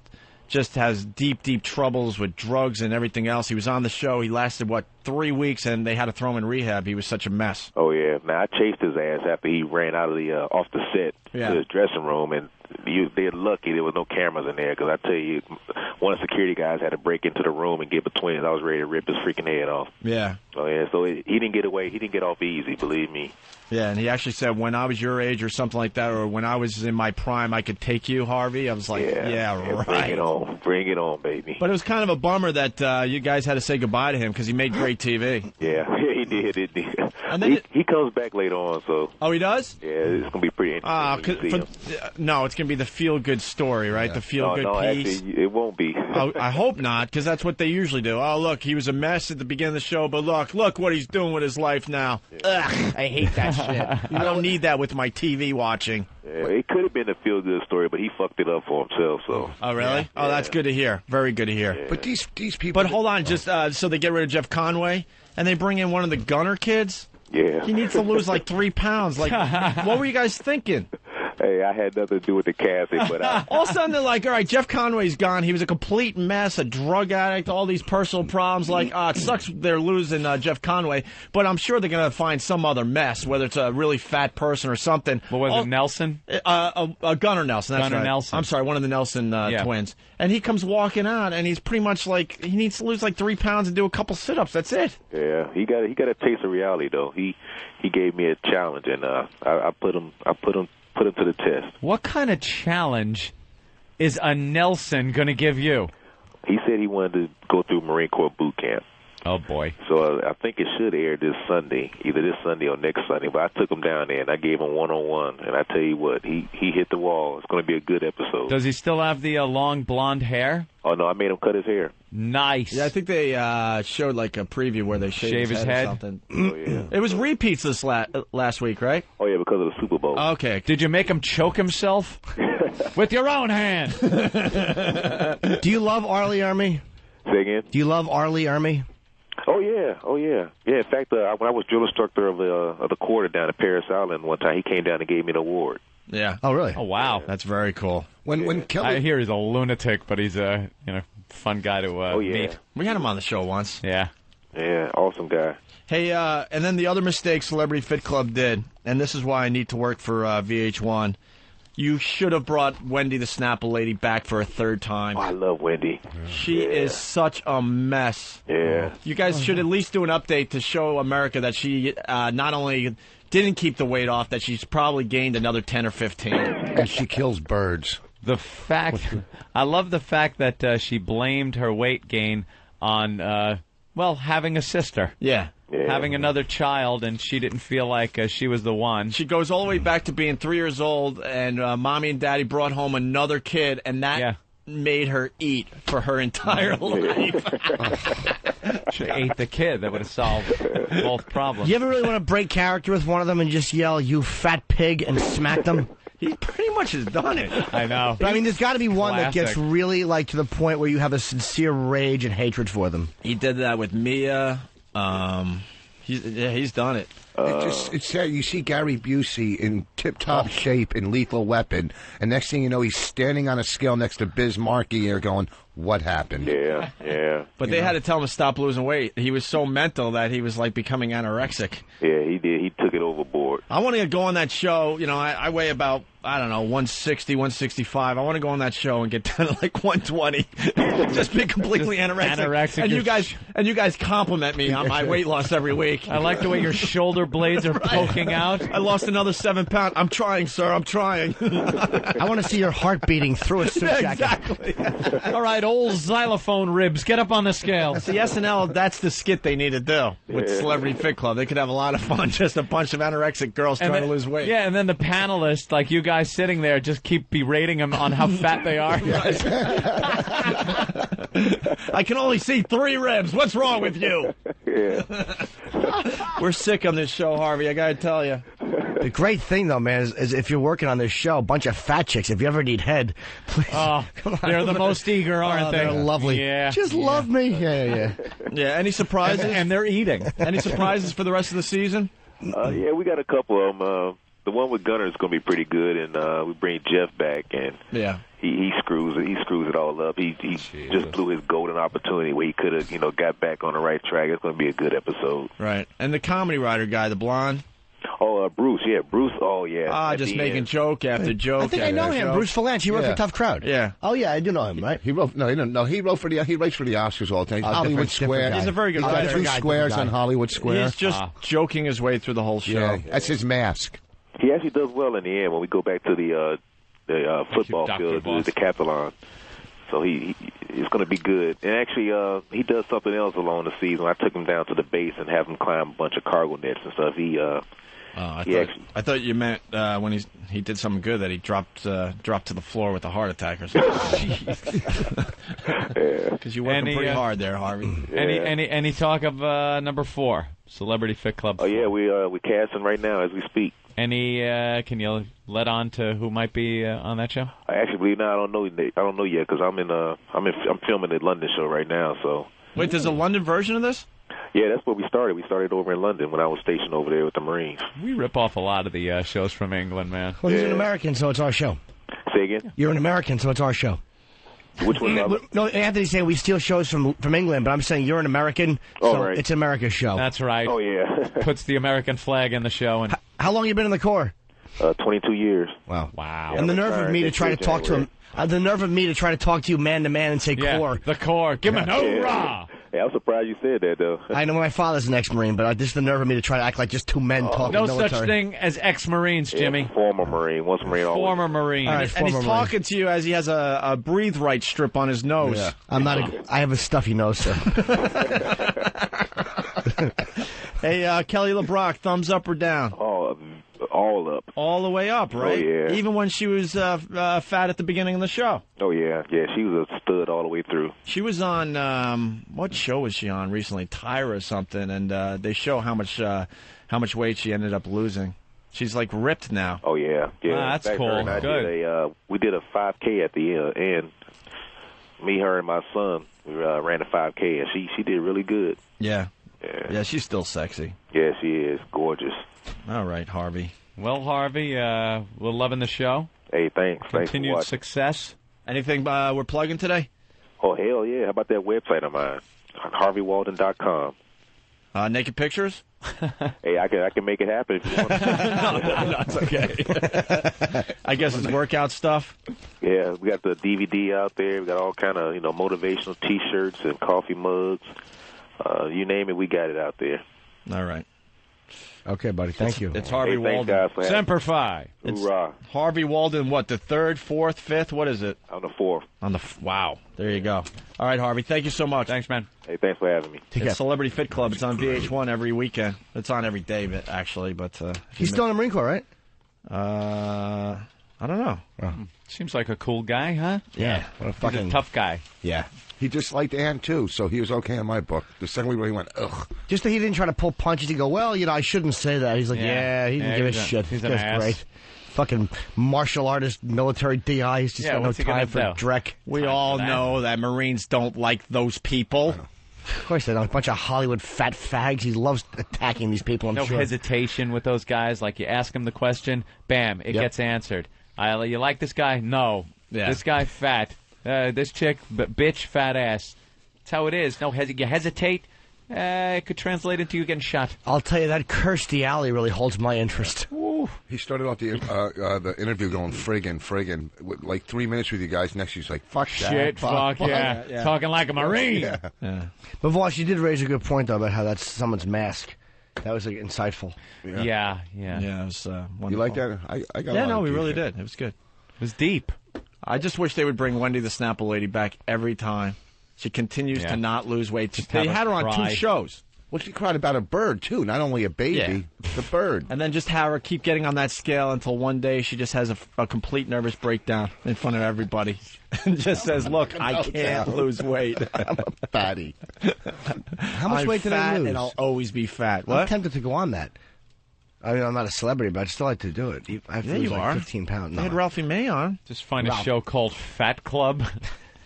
No. Without the celebrity. They try to have all different sizes, saying we all could do something with our bodies.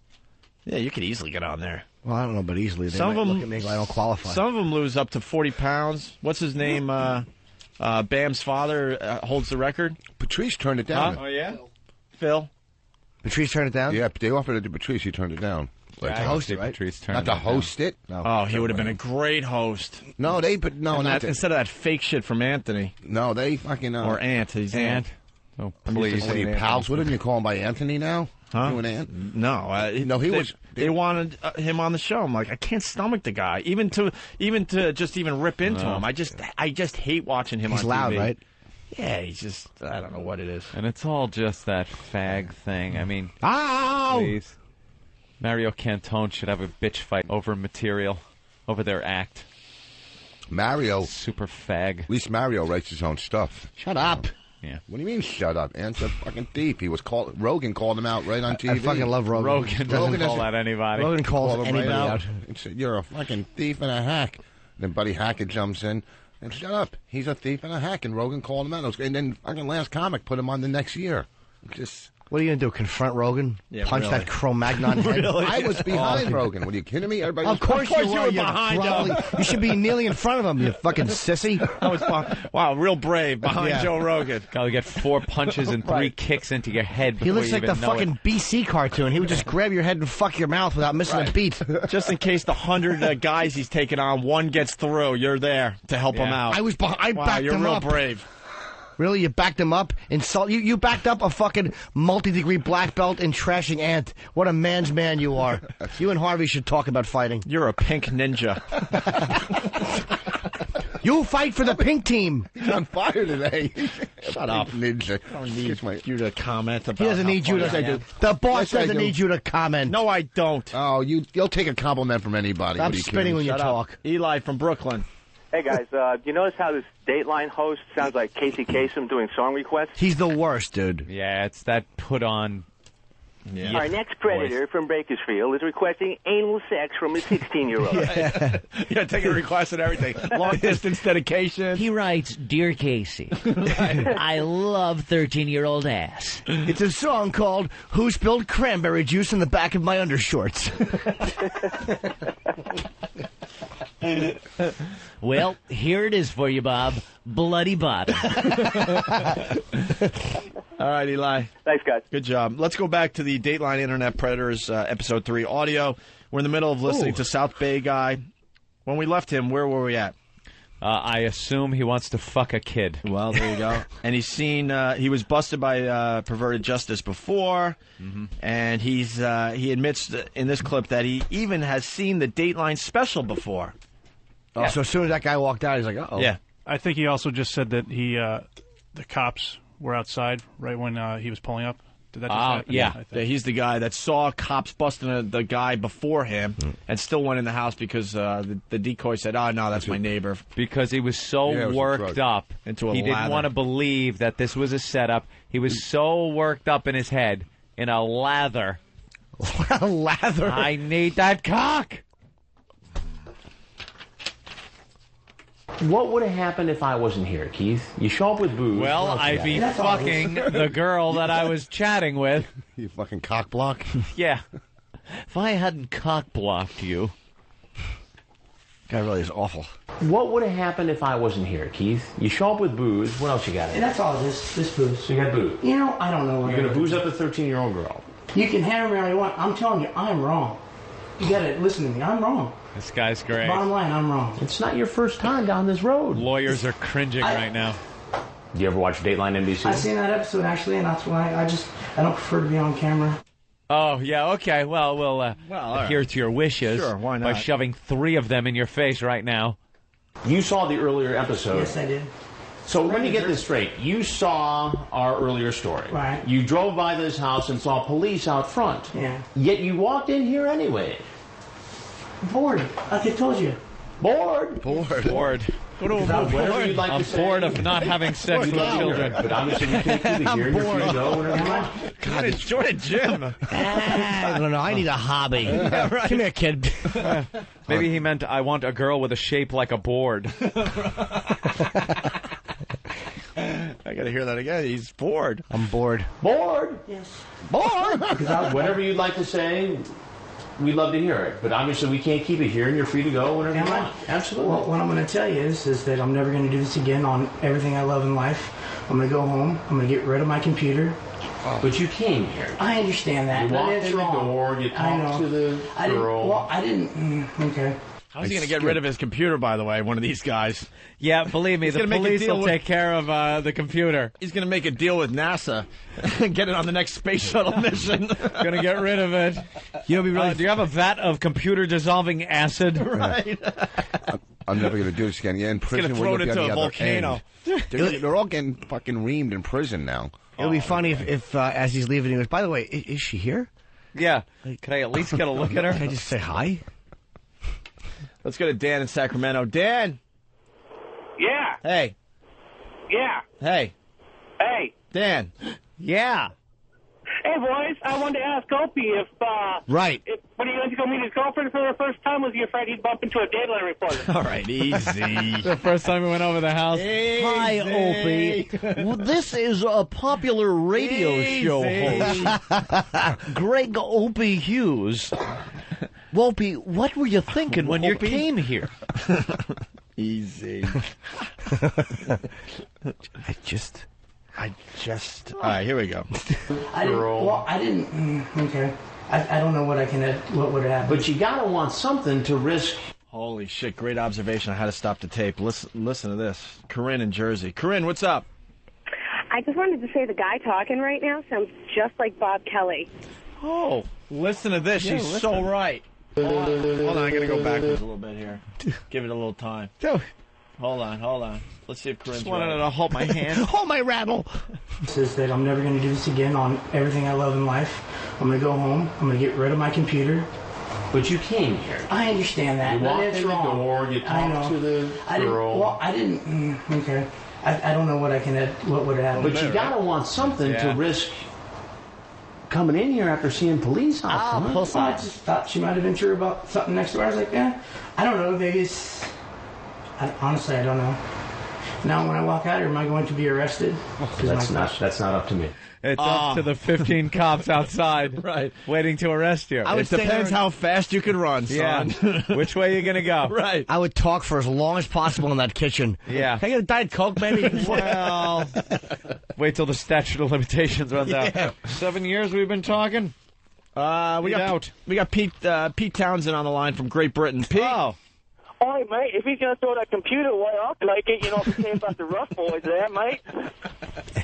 Pete Townsend. My friend Gary Glitters over here as well. He's got a little tune he wants to play on the little meat flute. The meat flute. All right, Pete. Da-na-na-na-na-na. 8. Da-da-da. All right. Who are you? Wait, there's a pile-up cop arrested? What's this clip about? I don't know. It continues the story. South Bay guy. Inside, Jazzman 04 decides to cut our conversation short. Your name's what? But no. Well, I'm sorry. And makes a run for it. The detectives spring into action, arresting the man sitting in his car across the street, then Jazzman 04, and then the man parked on the side street. This all happens less than 6 minutes from the time the first car pulls up. This was interesting. As for that man who sat in his car while another man walked in the house, guess what he does for a living? You what? Criminal investigator? A federal agent working for the Department of Homeland Security. Active duty Homeland Security. There could be a terrorist in that pink little butt. He just had to work that out. He's looking for Al Qaeda. He wants to make sure he gets blown. No. Well, you know. All right. That was an interesting segment because 3 guys pull up at the same time. 3 guys. One goes into the house. Yeah. It's a little slut. And 2 guys are kind of sitting in their cars, just kind of watching the whole thing unfold, but not leaving. Still, again, thinking, this might work out for me. This could be just something else. Maybe they're filming a movie. And they just sat there in the car watching, and the cops sprung into action, arrested them. Well, there's an extra here I recognize. They might be filming a movie. Yeah, right. This guy wasn't doing Godzilla. Well, so now Godzilla. we got the Homeland Security guys in the house. This is more on him now, I think. We're moving on. He just gets arrested. I think he just runs, and so this Never is him, makes it. Yeah, but he cops a big plea. This is him talking to the cops. Yeah. And remember the federal agent? He can't seem to stop talking to the cops. My father was a police officer. I was a police officer. I worked with Department of Homeland Security. Okay. I understand you guys have a job to do, and I'm not trying to tell you anything else other than that. I swear to God, as God is my witness, I'm wearing a St. Michael's medal right now. Okay? I was not going to do anything with her. But the detective doesn't seem to be buying his story. But I'm telling you, I don't believe it that you didn't intend to have sex at some point with this girl. I swear to God, sir, I was it not. would have happened. Sir, okay? I swear to God it was you know not. What? I guarantee you it would have happened. And he's got one more thing to say to the disgraced federal agent. And in your position, you should know better. Sir, you I know know the law. That's even worse. You know what? That puts a bad mark on my job, on everybody. Every cop in this country, you put a bad mark on them. I know, sir. Do you think a PBA card could get you out of this? That might have worked if he just would have pulled the PBA out a little inconspicuously and said, "Hey, best in association." My father was a kid toucher. I'm a kid toucher. My father was once a kid. I was once a kid. You know what? That's how you know you're in trouble when one cop is calling another cop, sir. Yeah. When a guy from Homeland Security is calling a local detective, sir. Oh, yeah. Turn it right around on him. Good point, Oh, sir. yeah? Well, where were you September 11th, sir? Hey, whoa, hey. Hey, I'm Homeland Security. Where were you? That's What's right. your last name? Let's go to Doug. Sounds Saudi Arabian. I'm checking her animals. Doug in Minnesota. Doug? I want to pop your can. Oh, that songs are still coming in. All right. Now we got two guys coming in at once. What was this one about? Anyone? I didn't see the show, unfortunately. This was just two sort of younger gentlemen, but obviously too old. Wait, boss. I'm sorry, go ahead. What? No, I was giving you an What's idea. that? What? Nothing. I was just saying, you know. Boss, just say it. When Have when they're confidence for once. interviewing these guys, one of them break out to the guy like the guy in The Godfather. She had the best pussy in town. You know what I'm talking about when he was talking about Marilyn Monroe? Yeah, I got the clip right here. See, he does him. Hey, it's Ross. Hey, it's Ross. Idiot. Hey, it's Ross. Boring. Today, Junior. I actually like the delivery. I love the rhythm. Oh, you leaned over and whispered it, and I'm like, don't fucking put that one on me. It's because it's funny you didn't know the guy's name. The guy from the guy. It's Jack Waltz. The Godfather. Did the best pussy in town. Gets the quote wrong. No one said that, Rich. Hey, what was the quote again? I don't know. She was the my God. best piece of ass in town. She was the greatest piece of ass I've ever had, and I've had them all over the world. She was the greatest piece of ass I've ever had, and I've had them all over the world. It was just like how you said it. Now you get the hell out of this kitchen. This fits you, Yeah. And a man in my position can't afford to be made to look ridiculous. Slobber. All right, here we go. Look ridiculous. Two guys come in at once. He was banging elementary school students two at a time. Well, you know, interesting side note, guys. But in the book, and in the original film it was shot, Jack Waltz was giving a girl who was 13 a pony, or she was 12. Yes. And then when Tom Hagen's leaving, he looks up and he sees the mother pushing the girl back in the bedroom. The girl's crying. So you have to realize that he got her a pony and then fucked her when she was 12. Mm-hmm. For some reason they took that out. The hot factor. And we're here at his production studios. Jack Waltz. Let's, you phony talking son of a bitch. Let's go to Mike in Jersey. Mikey. Mike, thanks for calling the program. Yeah.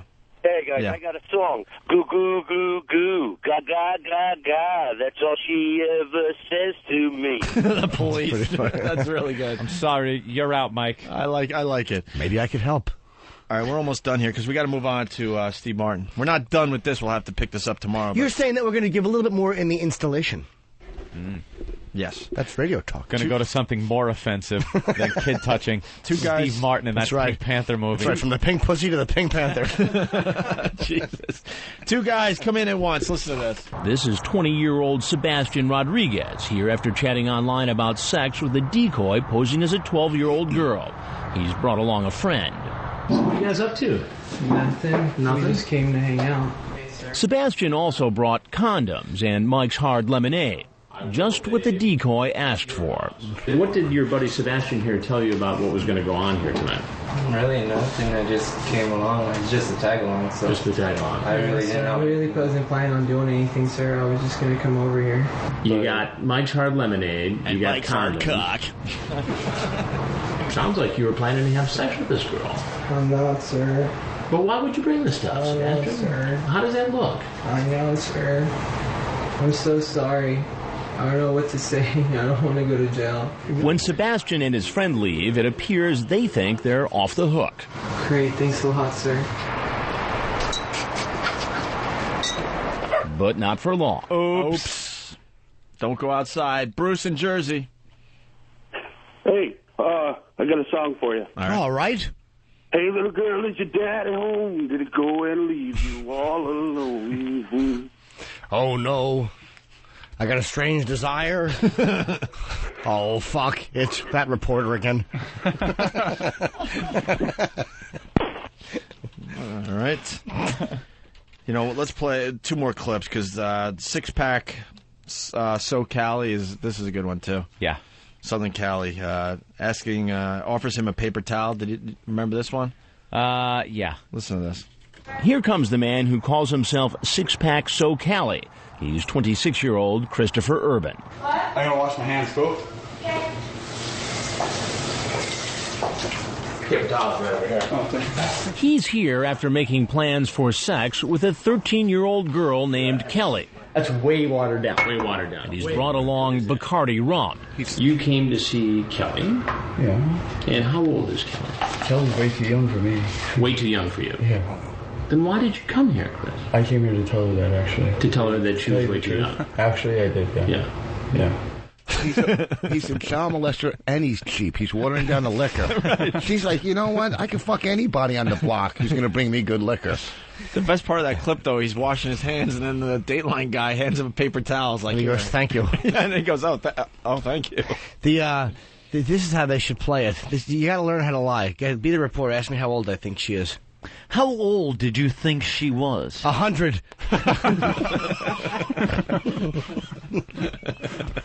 Days.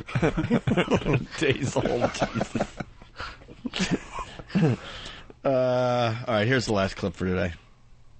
That's what he says now. But when he was online, Six-Pack SoCali not only had a sexually disgusting chat, he also turned on his webcam and sent photos of himself naked. Close-ups we can't show you. Why? Did you transmit this photograph? Oh, my. Oh, my. Oh, my. Oh, my. Oh, my. Oh, goodness gracious. He's very proud of his photo, it looks like. Is that wart on your cock yours? Hey, that Viagra works great. Oh, my. For the love of Eve. Oh, my. Transmit this photograph? Oh, my. I didn't know I sent that one. You didn't know? That well, one. Actually, yeah, I did, but... On the right. Wow. To a 13-year-old girl. I'm sorry. You're right. I know. I wasn't thinking. And that's what, even coming down here. I mean, look at me. I didn't even take a shower. If I was going to do something like that, I would have taken a shower, I mean, that's the first thing you do. I mean, look at me. I'm so dirty, like... I know. Well, I'll tell you what's dirty is this conversation you had. Yeah, I know. It was the first time we'd heard the I didn't take a shower defense. Yeah, you won't be taking try it telling where you're that going to either. the cops. Yeah. Take a shower like American History X. Yeah, you better take a shower. Look, smell my balls. They're oniony. I never would have let a child lick these. That's a very convincing argument, sir. Yeah, like he's a bastard enough to go in there to try to have sex with a kid, but he's good enough to have showered before. Sir, I watered down the liquor and my balls are dirty. What am I, a cad? I just came to tell this child you're too young for me to fuck. A charlatan? Yes. What do you think I am? A Svengali? Does this fucking broad ever stop dancing? Oh, Ellen, I just want her to break her legs. I hope she. No, I'm not even gonna. What? What do you hope? No, I didn't. What? What do you hope? No. But when I saw a cop out on 34th and Vine, I got into some trouble 'cause I love pussy under 9. That was Greg from Chicago. I just ripped him off. But you knew you could do a better job. Thank God you went with that. Yeah. Because it was too good. He would have been all over Thank the you. place. Greg from Chicago gets full credit. Greg? Yo. We had no confidence in you, so Anthony decided to do your line. I stole your line. But for the hell of it, let's see if you could have done it better You than get Anthony. full credit. Let's go. Go ahead. Go ahead. I was just going to go a little... Love pussy number 9. You love pussy number 9. You're an That was under ass 9. and a- Under 9. We got it. Ant made your line Yeah. much better, but thank you, Yeah, Greg. you in Chicago. mumbled through it foolishly. All right, we're going to go to break with some more drunk audio. I still love this. Let's bit. go have our They're pee complaining. contest. They're complaining. Oh, I don't have nothing in me. Oh, I do. Done. You're going to beat a minute 56? Well, I don't know. I gave you a 45 before. I mean, I know I can't add them up, but... All right, their current record is a minute 56. We go to break with some drunk audio. We Wait, quickly. What happened? I'm excited here. What? I don't know if I should be. What? I'm seeing Pizza? storage boxes being constructed out here. A lot of them. Uh-oh. Now, these boxes are usually used to transport office supplies and cubicle things from one place to another. Get that kid in here. Do I have reason to be excited? Get that kid in here. Mars, Get this- E-Rock, Mars? Fan, Get this anyone? kid. Get this kid in here. Does anyone Mars? know why this is happening out here? And should I be? This could be a great day. What's going on? What time is it? Intern that doesn't know anything? Because no one else is brave enough to thank come you. in here and say what's going on? That's all I wanted. No, go ahead. Oh. Not that, Mike. No, dude, this one. That one. Share it with him. That one's been broken all Boss is morning. on that one though. Find an open mic, Yeah, just please. No, that one's broken. My Give him the God. cordless. That one's Just walking back and forth. Hi. What's going on out there? We are making boxes so the fine people that work here along with us can pack up their stuff. Did you just say work with us? Well, in the same. Did you in the just same say work work with with us? us? Hold on, what are you Us saying? as one Us? of the team Yeah. of people that have been toiling here for a year and a half? I want to ask Ichabod Cranebody what he's talking about. Thank you. This kid's got a smile. I like him. I've been doing some form of the Opie and Anthony, or the Opie show, whatever, for well over 20 years. And how long you been here? 4 weeks. And you're us. Okay. Yeah, and it's all just I see what you're saying. You're segregating us from the group. That's fine. Of course, Okay, you all get right. coffee. That's right. You don't associate. Look, you even have your hands in your pocket like the boss does. I don't like it. I'm just fucking with you. battle-hardened veterans. Do not let the newbies come in with their backpacks and their gear. Fancy and, ideas. Treat them the same way on the battlefield. Newfangled ideas. I don't like them. Plus the fact you're wearing a Red Sox cap. Yeah. Every fucking day we got to look at that thing. Yeah. You guys used to like the Red Sox years ago. No, we did. made believe we We're did. confident. I never even faked it. Actually, I never faked it. I faked that You I said you were a Mets fan. Yeah, I said I was a Mets. Which you should have a Mets faked, fan but when you I was didn't. in Boston. I did make believe I liked the Pats for a little while. Yes, that's a fact. But it's finally happening. We're Now, making boxes. what info do you have besides just folding the boxes? Do you have any info? Does Ben have any info on this move? Ben, what's going on? Ben Sparks. Ben, please come on, let's get enlighten moving, us. Ben. The move is beginning. The move is Opie. What a great day this is. Get the fuck out! Master Poe is helping get the boxes constructed with the Supervising. Yes. I'm gonna And how long will this take? Knowing XM, 8 months. Yeah. This guy is good, though. He's a very dedicated young charge. We're getting a Tim's lot a of psycho. static. I think I just blew this mic out. I'm sure you did. That could have been. Yeah, Turn Tim that is a off. psycho, but he's a very dedicated boy. Did you turn that off? I think I just blew this mic. Opie was talking about blowing Mike. No, I Mike said is out. a 12-year-old boy here in this house. I added out 3 seconds later to try to help myself.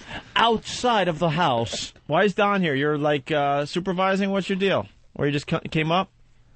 Don Wicklin, everyone. I think they're discussing my raise. Ugh. Don? Don. We brought in Don Wicklin to explain the move as E-Rock pulls the mic boom out of the console That's right. like a complete idiot. No. Amazing. What? The intern. Yeah. Is it the mic that was? Oh, okay, good. Yeah. I thought I blew this. Way to mic go, Eric. out. You want to wreck anything else while the boss is I looking love at you? Derek comes in. Move the intern like he's a piece of furniture. Yeah. Just move the piece of shit Exactly. off that mic so a real human can use it. Move coffee getter. Yeah, just tell Cumstain to slide over. What's the matter with you, Derek? He has a name, don't you? What do we know, Don? What do we know? So Monday, they're packing up today. They're moving all the stuff Monday. Jesus. Are you kidding me? When that fast? Yep. Let me riddle me this.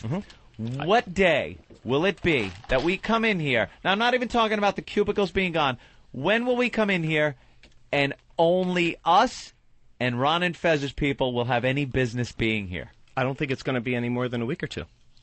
Because they have to move all the cubicles out. Holy moly. Yep. But will the people go first and then the cubicles? Oh, yes. Yeah, yep. So Yeah, when will we come in and all we have to worry about seeing is Ron and Fez's people? I would say maybe, like I said, maybe a week or two. And someone's going to tell us this when? I Today. like just I like it too. just seeing it happen. I like seeing happen like that. Don's baby blues in the other room, and I like seeing it just I happen. saw a bunch of boxes being put together, and I'm like, uh-oh. we got plans for Either that we are space. fired, or the space is going to It would open be up. funny if they with the boxes they just walked into to our office and start packing up all this packing up. shit. But according to We've Howard, been we off got. the air for hours and didn't know it. But according to Howard, we got nothing going on. Yeah, okay. As they take You this wait. whole show to the next level You now. think giving your us this, studio is entire good? space. Well, ours will be better. It'll be bigger Bigger and better. and prettier. And we do a show with no hole. Right. Thank you, Don Wicklund. Yep. Thanks for the info. Bravo. I didn't know the boxes were coming today. I'm psyched. So that was the biggest surprise. All right. We're going to go to break with Drunk Audio. Get away from the mic. Well, hold on. This guy does a lot of. Oh, you want to close out before we go to break? I'm doing what I was told. By who? Ben Sparks? He's a family man. Yeah, tell them exactly what Ben told me about you. Like you got a family, all that stuff. I have a wife and a son. Wow. Yes. And he has quite the commute to come here. What town? Springfield. Springfield, Mass? Who cares, you idiot? You commute from Springfield, Yes, Massachusetts. I do. Every day?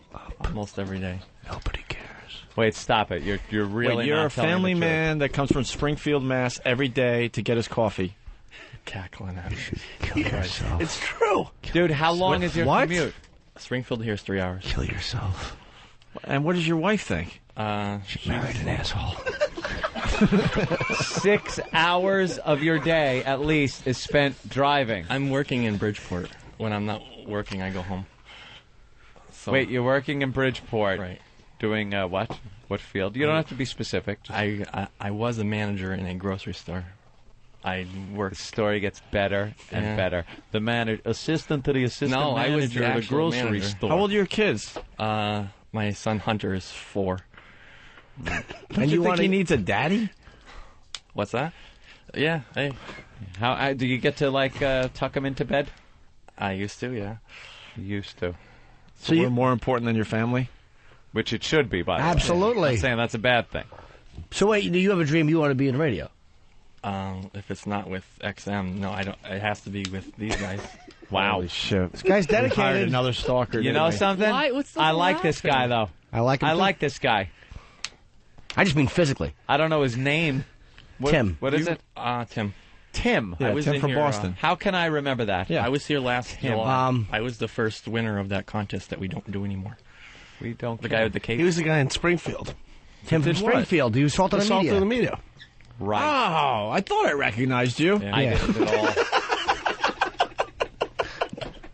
Assault on the Media. Yeah. You did that. Okay, I remember you. And now you're an intern with the program. Weren't you wearing a cape or something? Yes, I was, See? Eddie L. I Cape. remember He you. was the guy with the cape. I know it's His so son's sad. proud. He's probably walking around like I did a lot for the show that I left an impression. We have no idea who he is. I just figured out now, but I'll give you this much. Every day when I'm wandering around and you're asking me for if I need anything, I'm like, this guy looks familiar. Something about him. Something yeah. about him. Okay. Yeah, but didn't you used to go to all their signings up at Newbury Comics up in the Boston area? Yeah. What were you, 10? I was 15. 16. We never touched you, right? No. Jim did. Still sticking to that story. Talk Were to you him ever online. invited onto the rock bus? No. They wouldn't let me on. All right. Tim from Boston, who's Tim's a good man. wrecking his life to intern for us. I remember a couple What of are you girls. wrecking his life? He's getting away from the wife and kids. He's fucking. What would you rather do? Stay home with family or come look He's at got kids? a 4-year-old, and how old's the other one? How many kids you got? Oh, you got one. All right. Exactly. This is fun. I remember a couple of girls in Boston that might have been his age on the rock bus, insisting that their tits get signed. All right, Tim. Thank you. Here he goes. A 6-hour commute every day. 6 hours. Where do you sleep? In his car. 2nd Avenue, right? No, I sleep back. Wait, that's he's the guy that parks on 2nd Avenue, too? Yeah, and then he sleeps for a while in the car. Yeah, you do. Don't, come on. Where's Travis? Get Travis in here. He parks on 2nd Avenue. For the rest of the country, that's really far from the studio because it's cheaper to park there. It's the other side of Manhattan. Right. When you get out of work, you don't have to go through Travis, you got to traffic. confirm The what he bridge's just right there said. and you get out of the city. He didn't tell me that. He told Eric. What? All right. He's crazier than Wiki. Well, with that commute. I love the breaking news. The rest of the XM people are leaving this facility. Wicklin actually commutes from the south. Yeah. He has to cross the Mason-Dixon line in his commute up here. Well, he commutes like 2 hours each way, too, right? Yep. Every day. By the way, you do know as they're leaving, we're going to stand there like fucking Brubaker and just clap as they all leave. Scene from Billy Jack. As he's... I said Brubaker. Why did you have to add Billy Jack? You know, Rich, why don't you just kiss that? Get my wig. Why don't you kiss those buns? I have buns of steel. You could be one of those decoys. That could be a 10-year-old boy's ass. This they should ass. just take that picture and send it online. This ass would lure in men that aren't even pedophiles. They would just have to have it. From experience. Just collect it. I'm collecting pictures of hairless asses, completely hairless. I could actually, if I bent over right now and ripped my crack wide open, you'd find a couple of wispy hairs in there, but they're not even offensive. And they're not even yours. They look like eyelashes. Blink, blink. You'd be at an audition. All right, here we go. You're what they call doe-assed. Big eyelashes. Oh, who's taking? I think it meant because there's white stuff all over it. Who's taking the pee challenge? I'm going to. No, I can't. I'm done. Minute 56 is the record. We'll do that during break. And you have to take into account, even though I'm not going to add it to it, but I peed for 45 seconds before, too. I piss a lot, kid. So do I. All right.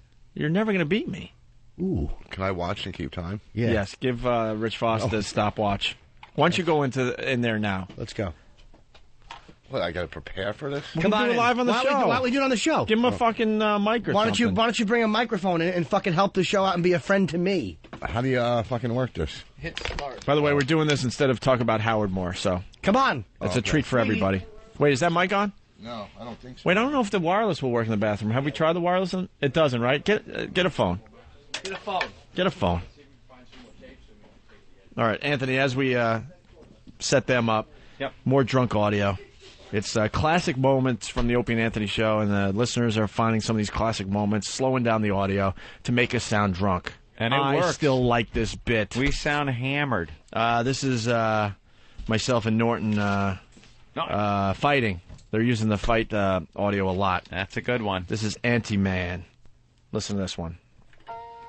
We had to do at the show, you know. Make sure this show ends on time and in a nice fashion. That's a lot of shit going on. I don't know, dickhead, because I don't know what was going on that day, fuckface. Aw, don't get all angry and yell.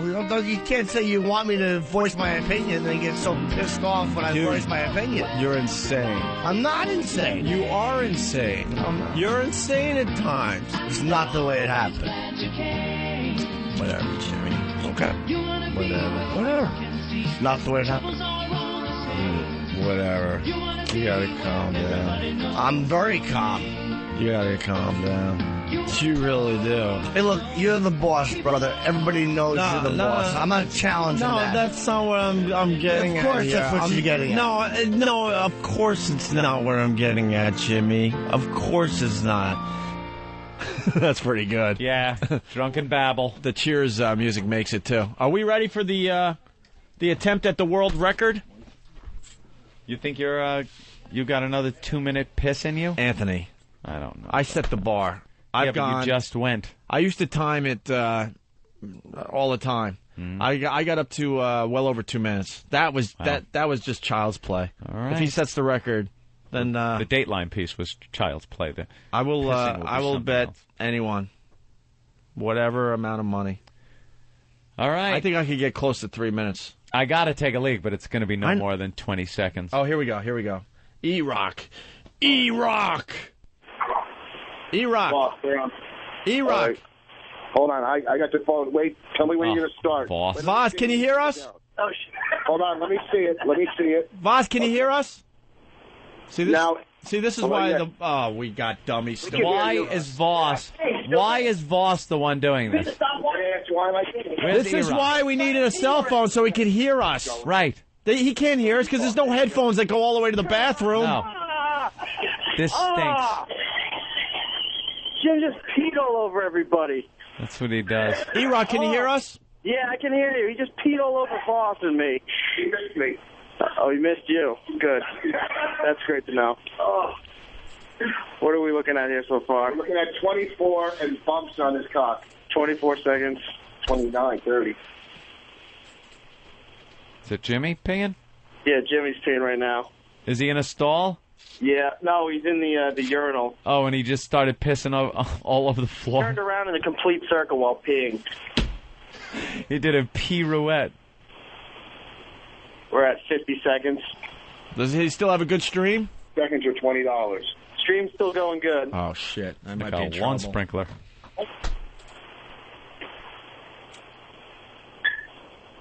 Hell was that? We're at a minute. That was a kidney stone. 1 minute. Holy shit. How is he pissing so much? 110. Is he purposely slowing it down? No, he's got a steady stream going. Oh, shit. What are we up to? 120. Oh, I'm done. Still going. Wow. Starting to smell in here. 130. 135. I'm done. Yeah. Wait till tomorrow. If he breaks your 140. record. Sounds like you might be slowing down. Oh, boy, we're coming up to your record. 145. 150. Uh-oh. He's coming up to your record. He's slowing down a little bit. Oh, he's got it. I'm telling you, I could go close to 3, so this is okay. I'm all right with this. I just lost the record. Oh. Yeah. He beat you by a second. Wow. Get Jimmy the Norton fuck out of here. is the new piss champion. There we go. 157 on the clock. All right. I'll have to try harder tomorrow. Jimmy? Comment? Yeah. Hold on, I'll be right in. All right. Jimmy's coming back in. Thank you, E-Rock. No problem. Let's go to Becky in Mississippi. Jim Norton's got the new piss record at a minute 57, it looks like. Becky in Mississippi, what's up? Hey, when y'all do that drunk bit, you sound like those retards on that HBO that y'all did. Oh, okay. The little, The Wizard of Oz. Oh, the Wizard of Oz audio? Right, The Wizard of Oz audio. Y'all sound just like them. Yeah, I like that bit. I'm not giving up on that one yet. Thanks, Becky. All right, let's get back to Rich Voss and Jimmy. Was that legit? Oh, yeah. No bullshit. And this dummy, I started peeing, and he wasn't clocking me. That's why I'm yelling. I'm like, do you clock in this? Well, we didn't hear it. You didn't. They didn't say go yet. I said go, and he's throwing a cigarette out the First window. of all, how the fuck do I get fired from holding a stopwatch in a urinal? And I tell you I one could have thing. done play-by-play. This is after I'm good at it. After I peed for 45 You seconds weren't listening before, to us. I'm going to smash that record. We were talking. We were like, Rich, and you're just not even answering. He's trying to piss on our legs. I set that bar knowing I could go well over 2, though. Dude, I this pee like competition has just begun, I pee Jimmy. like an animal. I spun in a circle once, too. That Yeah, screwed he the did floor up. tricks. I fucking Yeah. aimed. Yeah. Was it dribbling? We got to have rules now. No, as long as you, as long as the flow, as long as you're going, You can't be just dripping. He spun. No, you have to he be took pink. 2 phone numbers. He was fucking good. All right, listen to this guy, Kobe. Kobe, what's up? Yeah, you guys got nothing with this long pissing. I can piss over a car. Swear to God. All right, here's the deal. You get video of that and send it into the show, then we'll believe you. Yeah. I am not bullshit. Well, then do it. Send in the video, and we'll throw it on our website, and it'll be downloaded all over the world. How tall are you? 14 feet. 5'7". 5'7"? All right. We'll see. Can you piss Oh, over? you know what I do? I pinch the end of my dick like you do a garden hose, and the fucker just blows. I've gone across gravel roads out in the country. Well, make a video of that. It would be hilarious. I'll make a deal with you. All right, I'll do it. All right, landing safely. This weekend, we'll see if you can piss over a car in Albany. When I'm up in Albany, I'll have them come up there. No, February 24th, 25th, I'm there. You're there too? February 24th, 25th, yes. Yeah, and I'm there this weekend. No, you're not. February 24th, 25th. No, I'm not. Can I piss now? Yeah, we gotta go to break. I'll pee again.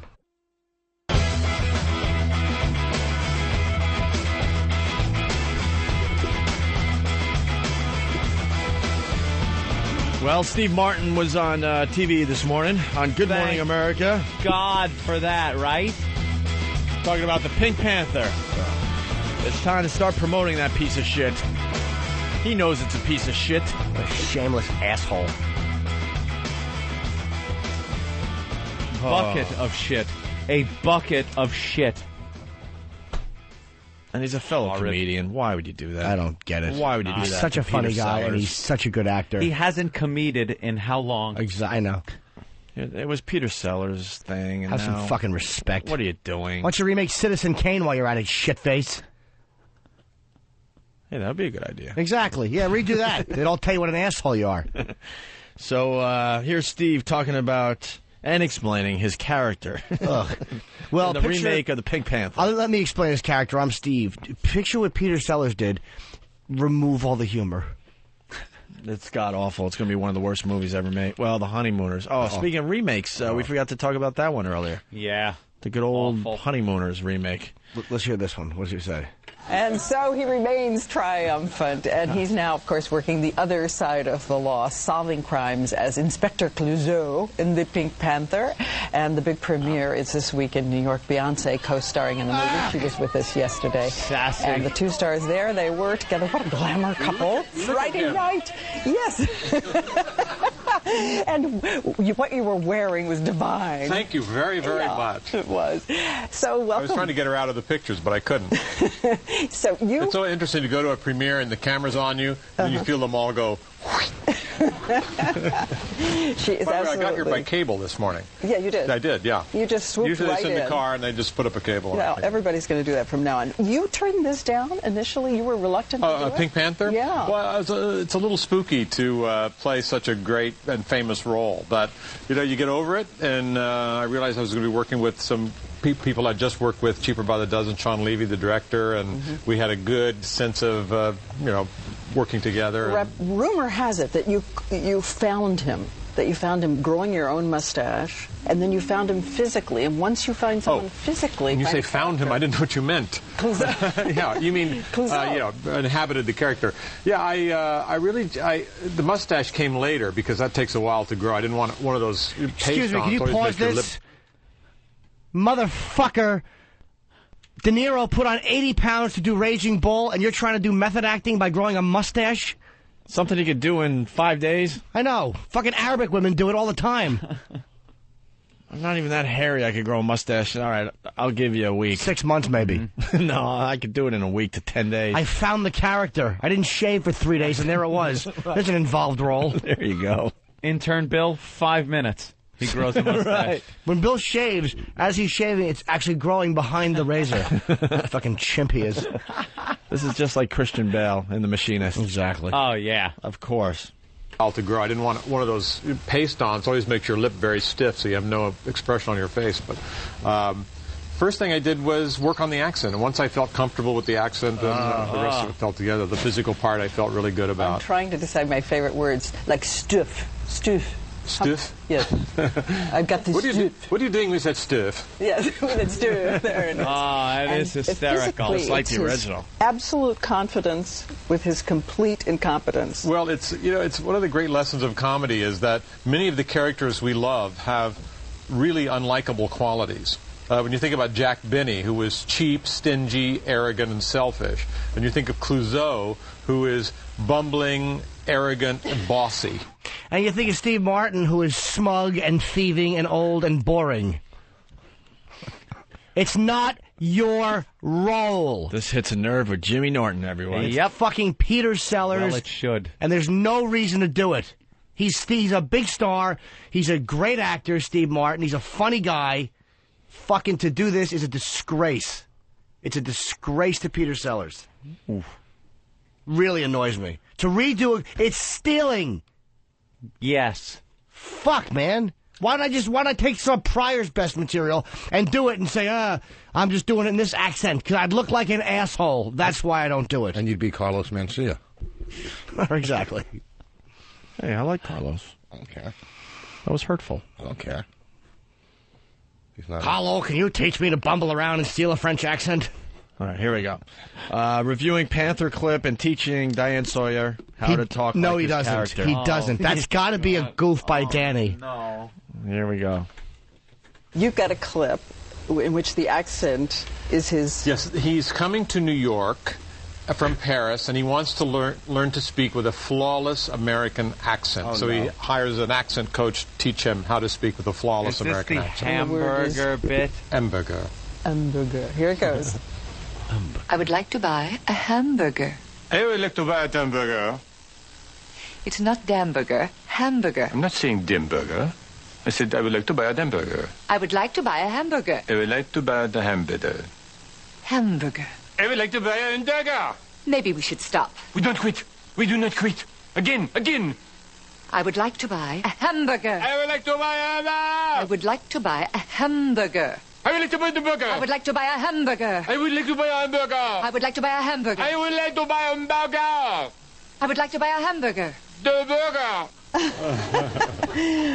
She could barely laugh. That she's mustering up a fake laugh there.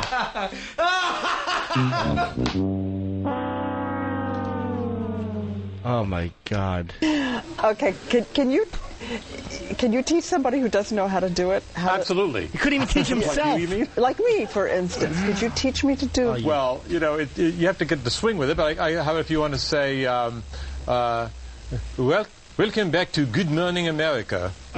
Welcome. Welcome. Beck. Beck. Welcome like B-E-C-K. Welcome back. To Good Morning. Good morning.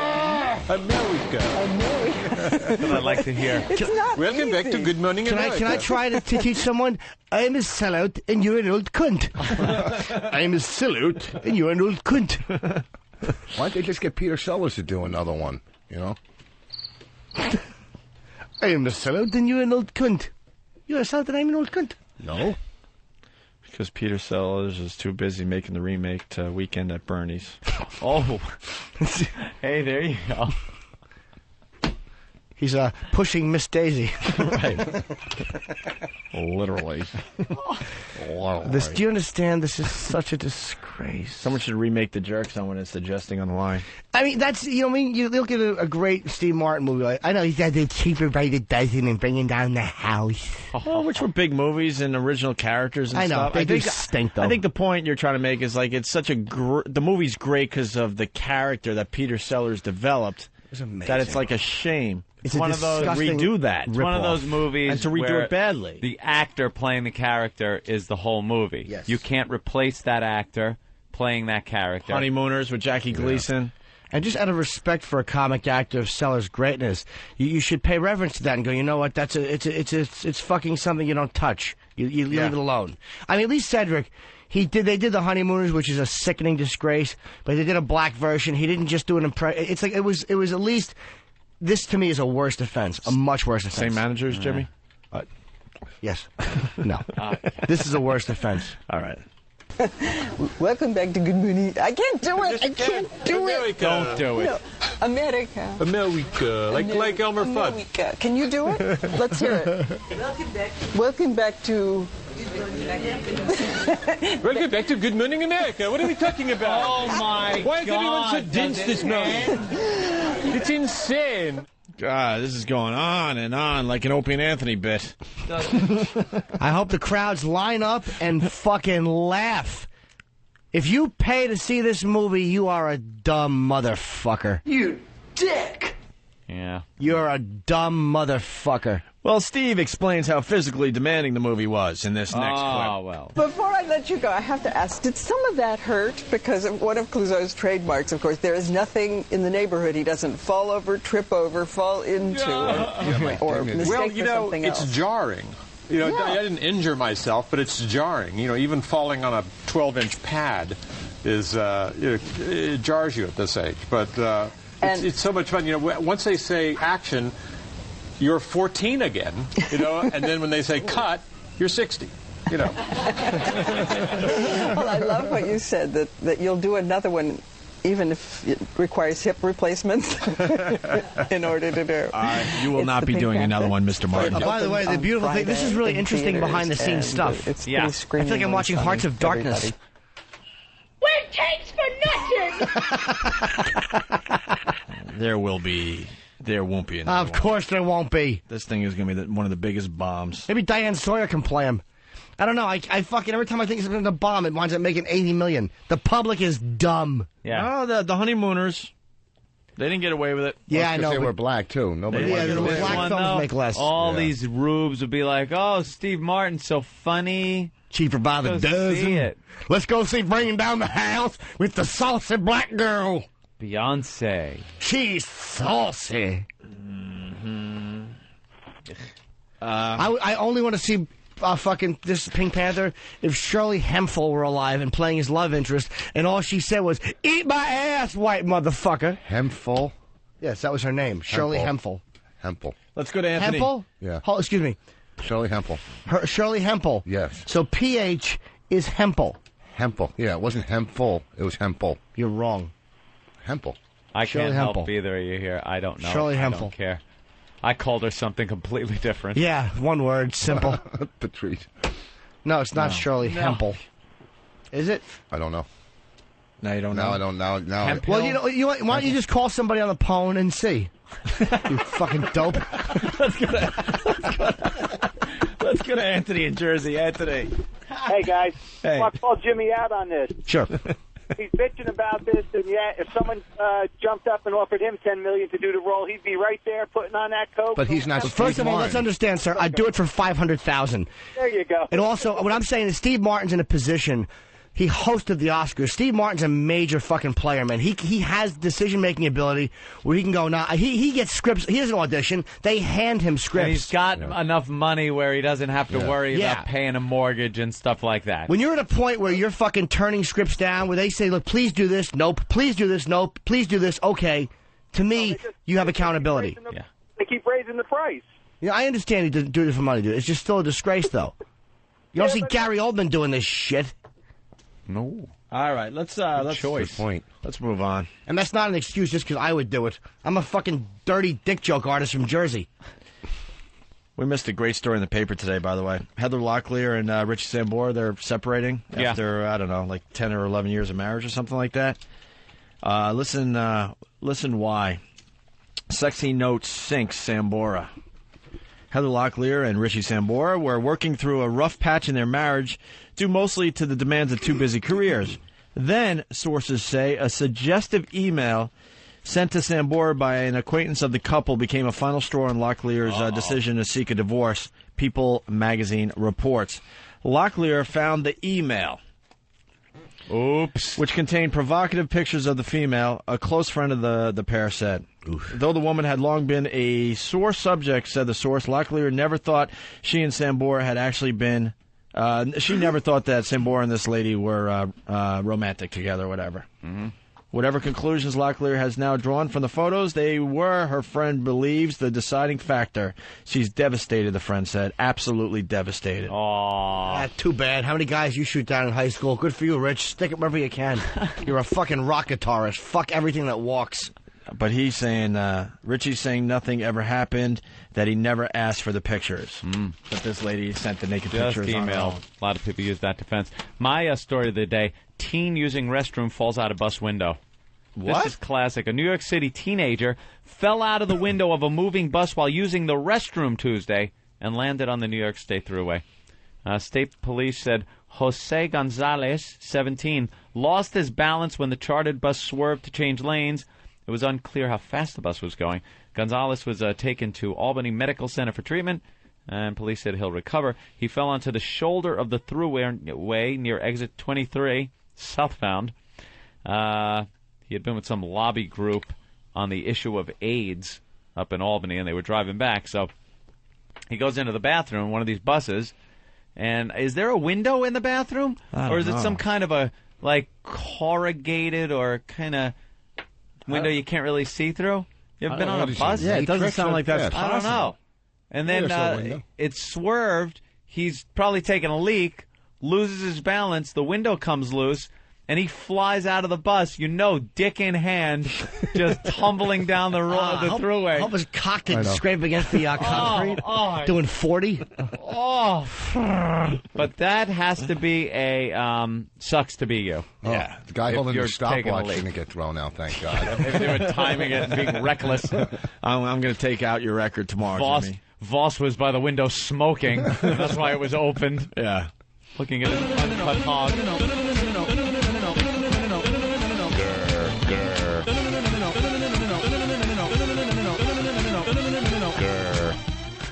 Well, I like that. Steve's new entry music? I don't know. Someone sent it in. It's really funny. Oh, you aren't coming here to fart, are you? No. What are you doing, Jimmy? What are you doing? Looking at the girls. Jimmy has a breathe right strip on his asshole. It holds it open so farts can get out more easily. I didn't guess. I was just looking at chicks. Eric in Colorado. Eric. Yeah, hey, I gotta defend Voss. Shirley Hempel, the H is silent. It's not silent, you homo. Her name is Emphil? No, Hempel. So the H was silent. You know what? Even if Voss is right, so what? He's still a dope. Not bad, 1 for 800. Exactly. And he didn't even know he was right. He just didn't realize P and H's are normally silent. She's not spelled with a P in front of her name. Hemp. What is it? H. I can't talk to him anymore. Emphil? Don't acknowledge him. Hemphill. Spell it. Hempel. That sounds like Hempful. Oh. Of course it's Hempful. H-E-M-P-H-I-L-L. It could be Hemphill. The H is silent. I don't know. Hempel. It's not. You're a shithead. Let's go to Dan in Philly. Dan, what's going on today? Yeah, what's up, guys? Hey. I just want to say that what I learned today was that a lot of girls try anal first. Yeah, we learned that. We did. Let's go to Ed in Jersey. Ed? I learned that Jimmy is full of shit because nobody can piss that long if they're not squeezing the tip of their dick. That's not true, sir. I did pee that long. I wouldn't lie about that. You're fucking full of it, Jimmy. The new record is 1:57. I'm taking on that record tomorrow morning. Opie's taking on that record. I'll take on that record. We're going helmet to helmet. Jack in New York. Hey, boys. Hey. Happy New Year, Jimmy. Thanks. Today I learned that Opie blew Mike. And? Out. There was an out. You blew him? I blew a mic. Out. All right, punching out. All right. Let's say hi to Kyle in Michigan. Kyle. Okay. Yeah, when are you guys going to play Stoner Spelling Bee again? We haven't played Stoner Spelling Bee in a long time. We haven't. A week from Tuesday it was scheduled. Shut up. Yeah, man, you got to call sack me. of shit. All right, we'll play Stoner Spelling Bee in the near future. Seth in New York, what's up? Hey, I learned today that playing hockey is like washing an uncut cock. There's too many steps to doing it. Holy Jesus, no, it can't end on that. No. And that's how it ends today, unfortunately. Rich Voss, quick plug, real quick. Albany go. this weekend. Albany this weekend, where? Comedy Works. Comedy Works. Comedy Works. That's it, I'm out of here.